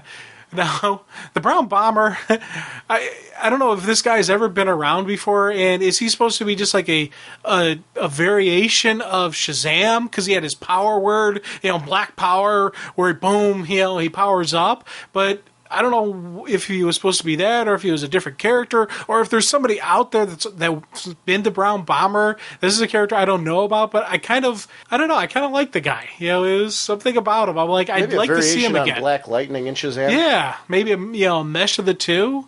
I don't know. The artwork is fantastic. Yeah. I really like the Ed Benes art. This is one, like I said, I'm kind of paging through it right now. The only reason why I didn't finish it till the end, it's one that I've been actually in the process of reading. I got so behind for conferences that I'm getting caught up on last 2 weeks worth of books, and I've been picking and choosing from each week's list, and this was one of those. JLA, I don't know about you, with 25, that was really a great issue. Yeah, and this is just a nice wrap-up to that story, but it's also setting up future stories. Mm-hmm. It's not just going to be, okay, this was a cool Vixen story. They're laying out a possible future villain who, basically this whole thing is that Anissa was, kind of testing Vixen to see if she will be able to knuckle up when this other evil force shows up to try to take over. So you're laying down the groundwork. Who is this person that, Vixen's going to have to throw down with? So again, cool story, but also set up for a future story arc. Building on the characters, building on Vixen. We saw some initial stuff where she had to borrow powers from heroes. Now she's back. We're seeing what makes her a pretty cool hero in the way she was flip-flopping between the different animal powers. I'm digging Vixen. This is a character who, earlier in the series, I was like, okay, yeah, she's interesting, but is she really worthy of the JLA? I'm seeing, yes, she is. I was glad to see another spotlight issue with her, though, where at this point we're now reestablishing what her power set is, because they spent a good deal of time developing her absorbing powers from the other heroes. Now let's refocus and reestablish what her role is on the team with these powers now, and that she's just as effective, just in a different way. I really liked that aspect of it. Now the next issue is when we get to see. Now do you know anything about the Milestone universe, with the exception of Static Shock? I think you know who that character is. Yeah, I know who Static Shock is. From the cartoon? Yeah. Okay. It was from a comic series first. There was a whole line of comics, the Really? Milestone line. They're starting to bring those characters. Dwayne McDuffie was one of the key people behind the Milestone line who is writing this. They're bringing these characters, a lot of them, into the DC Universe proper. I guess we're supposed to get some of the Milestone characters, or at least one Milestone character on the JLA. Another Milestone character, which would be Static, is supposed to go to Titans.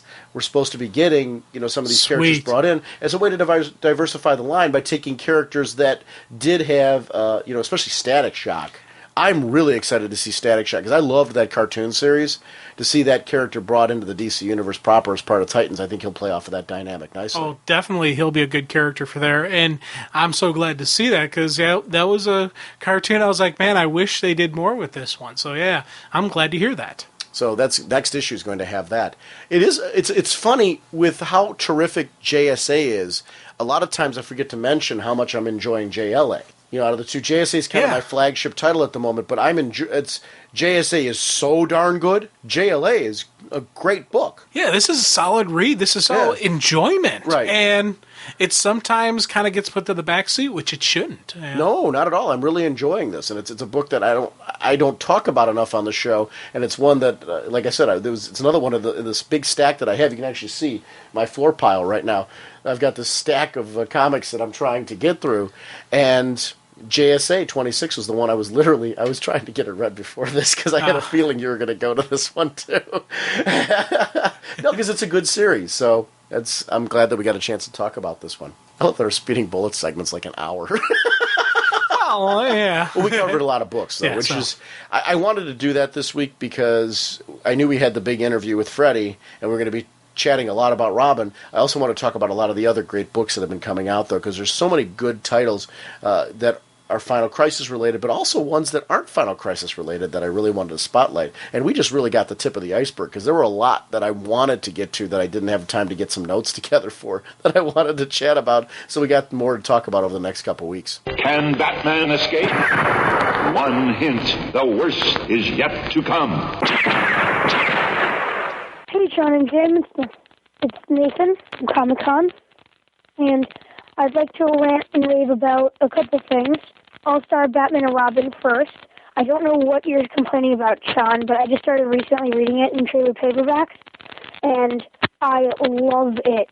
I think reading it together instead of reading it 3 months or 9 months away is better, because then you remember everything, and everything just fits together really nicely. I love to see the different personalities differing from the numerous Batman titles, Batman the Outsiders, Batman Detective, etc. And I also want to talk about Superman Beyond #1 of 2. The Monitor that visits Clark Kent in the hospital to tell him he needs to save the Bleed with Ultraman, the Russian, and Captain Marvel. She says, it will freeze time in Universe Designate 0. So that's what she calls Superman's Earth, Universe Designate 0. So obviously this Earth is still the main Earth, but I don't think we've seen Earth 1 yet, and I think they're trying to make that into a very good point. I just wanted to say that because I'm not sure if you'd caught that because I didn't hear it on your podcast. So I'm a proud bulleteer. My name is Nathan. I'm a proud bulleteer at the young age of 13. Okay, so feel free to cut out any part of this. Talk to you guys later. Bye. Just a point of clarification. I don't hate All-Star Batman and Robin. Out of the two of us, I'm the only one picking it up when it comes out. You are buying it. I bought the hardcover, and I'm buying the next hardcover. You were buying it based on the art. Based on the artwork.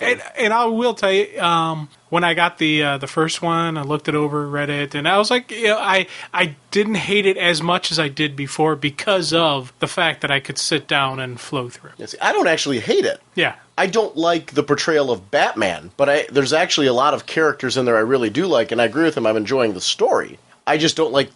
For me, Nathan, I grew up reading Batman, and I've got in my head, and I'm stuck on it, a version of Batman. And it's funny, I've seen a lot of different interpretations, but there's never been one, and he's right, it is funny. Because when I listen to myself back talking about it, I do get a kick out of that. That is my problem, the interpretation of Batman. I can't wrap my head around it, which is driving me nuts, because I've never had this problem with any Batman story. I've read Elseworld stories where they've completely done crazy lunatic things with this guy. And this one, I can't get my head around for some reason. Just Batman. The rest of the book, I'm fine. I'm enjoying myself on.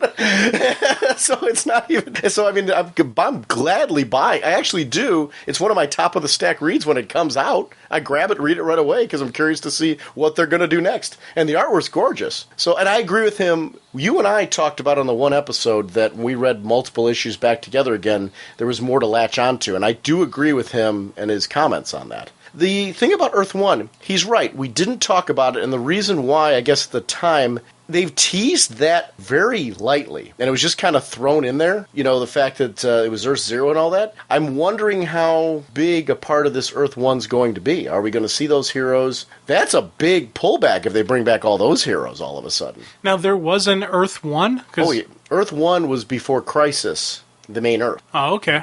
Then after all that, there became New Earth that we're used to now. Yes, who knows? That could be... Which leaves room for a very different Batman post-Final Crisis. Right. The Earth 1 Batman. Yeah.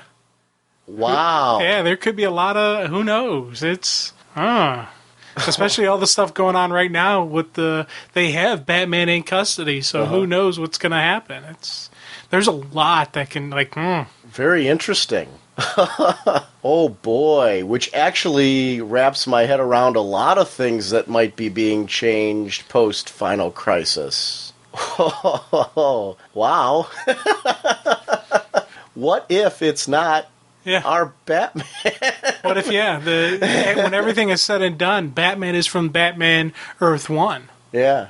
And heck, we could even throw out other...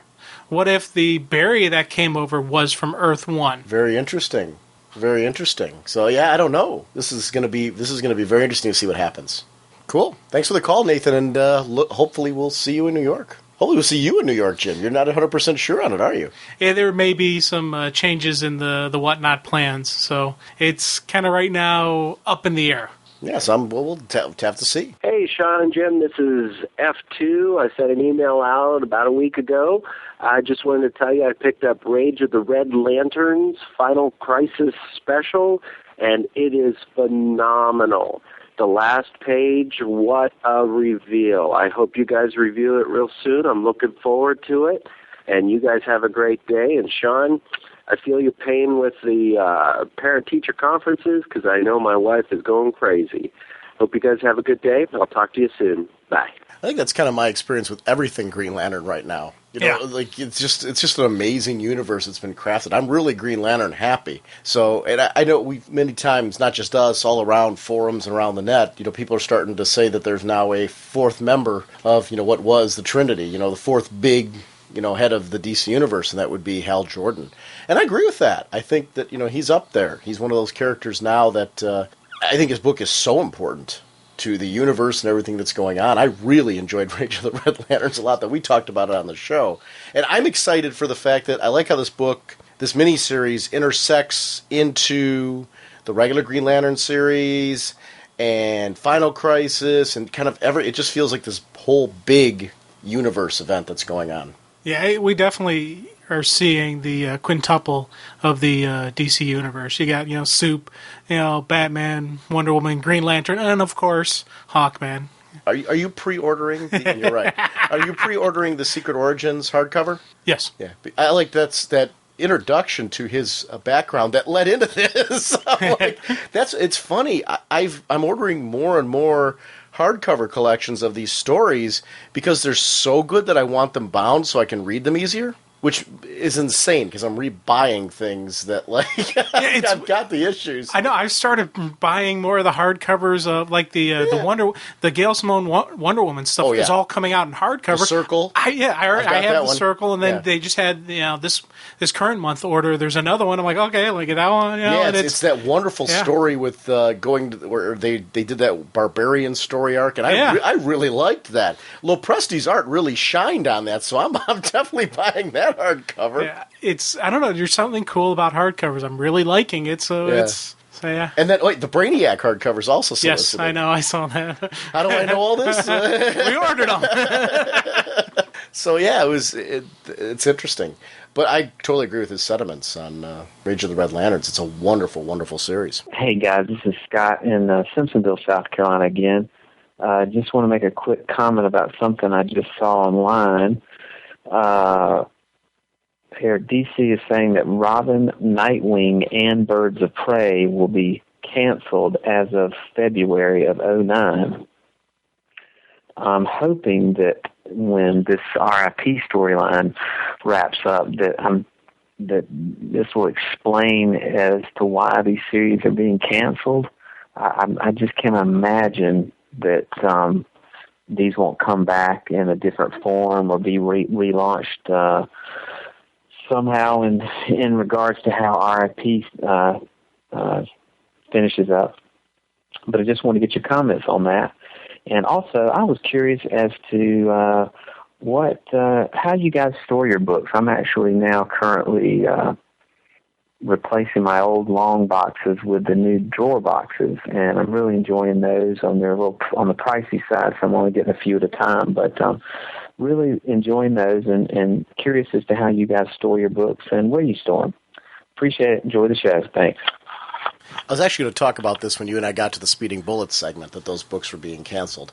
Nightwing, I think, has around 50,000 sales. So it's a good seller. It's a pretty healthy book. And then I think, and please don't quote me on this, Robin, the issue in the same month, Robin was 32,000, and then Birds of Prey was the next level. But nothing to shake. These are pretty healthy books comparatively to books that have been canceled usually.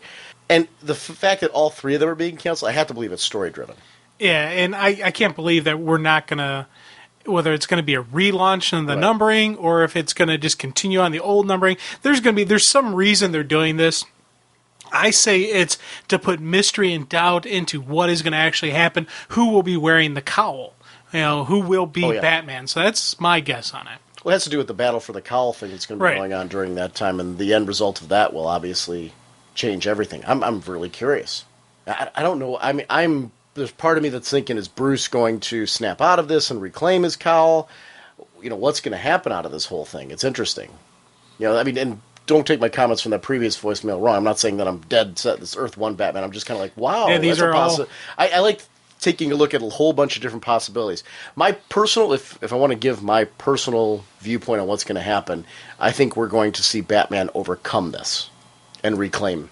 Yeah. That's my stance right now.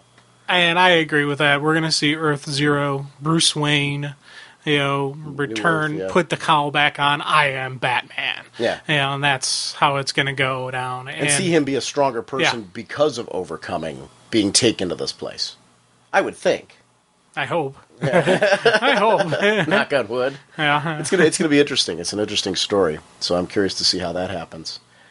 Yeah, I'm actually really worried though, because I love Robin right now, love Nightwing right now, and I'm really enjoying Birds of Prey. It was one of those things I was really worried about Birds of Prey post, Gail Simone leaving, because that was, kind of a very defining run for me. And Tony Bedard's been doing a very nice job with it. I'm digging what they're doing. I liked how they changed her up, moved her away from there. She's rebuilding, with, just rebuilding who she is and what she's about. I like it. It's, definitely an enjoyable read. And you know how crazy I am about Robin. So if Robin's canceled, you will hear across the country. You will hear the no. So yeah. Now, let me ask you a question. Does that take, if it's going to be a new Robin series coming back, will that take it out of the Wittish Hall of Fame? Oh, that's a good question. Hey, you know what? That's a good question. I didn't think about that. Had you, relaunches of series? Well, what I'll do is I'll consult the committee, and see what they think, and we'll come back to you. If it's a whole new relaunch with a new number one and everything, it may have to be pulled. It may now be maybe a new franchise. Do the little imps on your committee tie you up sometimes, Gulliver? No, they do not tie me up. I store my comics on my side of the bed, mainly because my wife won't let me sleep there anymore because of my various hobbies. So, where do you store yours, Jim? Well, I store mine in an airtight vault, which makes it kind of hard to read them. I got to bring in the air tanks, and now I use the drawer. So you actually read in your vault? Yes, I read in my. Well, it's the only place it can be 100% safe. I put on the hazmat suit. I put on the hazmat suit with the air tank. And it's. You got to make sure you got the metal tongs carefully turning the page so you don't get any oils or anything like that on them. Yeah. Do you have like a salad bar sneeze guard too? Well, I'm wearing the full hazmat suit. Oh, that's right. Okay, so there's no contact. You're safe to sneeze in there. Yeah, it's kind of disgusting when I sneeze inside the suit because then it splatters back at my face. Does it make it hard to read? Well, yeah. So then you got to go out, remove the hazmat suit, clean it, then put it back on, then go back in. So it's making sure not to get any dirt on the outside of the hazmat suit. Right. I actually store mine. I bought these like raised pallets for my basement, so they're like completely off the ground in case I ever have any, issues or anything to worry about at all. It's really the only place I can put them though, because I needed a place to store them, and they take up a very good portion of the basement. But I made sure that, and I do have them in drawer boxes. I have an excessive amount of drawer boxes. I don't remember how many off the top of my head, but drawer boxes I swear by. They're worth the extra money. Being able to get access to the comics on the bottom. I do find myself rereading a lot more, going back through, pulling things out. Like if I get in a mood, I'll go and pull stuff out, and I'll just start paging through them. I've got a little rocking, it's a game rocker that my wife, the real truth of the matter is she won't let me have it in the living room. So It makes a good comic book reading chair in the basement. It is comfy and supports my back nicely when I'm trying to page through books in my comic box. So I have that in the basement. Yeah. And that's actually very true. That's where they are. So, and I have them bagged and board with just regular bags and boards and all that. So, what about you? What are you? I'm a drawer box, and I'm slowly going from long boxes. I have 8 now total. So as I buy a new drawer box, I replace one of the long boxes with it, and so it's I agree everything you said. I use the resealable bags though, with the elastic not the elastic, the stickum right there on the bag and board. So I like that. All right, cool. Mothman. Our next episode is going to finish up our discussion with Freddie E. Williams II, the second part of that interview. We're going to begin our first of a 2-part look at Seven Soldiers Volume 3. We're going to have listener voicemails if we have any, and we're also going to probably do some speeding bullets and things like that, because Jim and I are liking talking about some of our current releases that we're enjoying as well. So we got some big stuff coming your way over the next couple episodes. Our sponsor for this episode is DCBService.com, where you can pick up Black Lightning Year 1, number 1 of 6, at a special discount. Regularly $2.99, 50% off, only $1.49. We are loving Robin. If you're not picking it up, this is the time to do it. Robin number 182, regularly $2.99, 40% off, only $1.79. You can't beat that discount. Whatever your shipping preferences, your bag and boarding preferences, DCBService.com can accommodate your collecting needs. Don't forget our in-stock trades book of the month that we're going to be checking out in 3 weeks. Doom Patrol Volume 2, The Painting That Ate Paris, written by Grant Morrison, art by Richard Case and John Nyberg, collecting issues 26 to 34 of that book. Regularly $19.95, 47% off, only $10.57. We're going to do a 2-part Seven Soldiers starting on our next episode, and then we're going to follow that up with the following week with Simulated Stereo. He's going to be joining us as we're going to be discussing that particular book, so I'm excited to get to that. And then we'll kick on to our next contest, so you get a chance to pick what our next book is that we're going to be doing. What is Top Bullets? Well, Top Bullets is a way for you all to get involved in the show. You send in your list of your top 5, top 6, top 7, even top 1. Comic you're digging, you want to rage on about. You send it in, tell me a little something about the book while you're liking it. I will contabulate the total list, present that. Sean and I will discuss your list, and then we'll go into our own top 5 list and have a nice little open discussion on the books. Not next week, but definitely the week after. We'll do our Top Bullets. We're going to do September and October's books together, like we mentioned. So I definitely want to get both of those on there. And send your listings to senseiofwhatnot@gmail.com. That again is senseiofwhatnot@gmail.com. One more time. Senseiofwhatnot@gmail.com. Can you do it in a baritone voice? Senseiofwhatnot@gmail.com. I was like, Ask and you shall receive. Can you do it while standing on one leg and hopping? Sensei, crunch! No. Not with a clown voice. We will see you next week. Bye.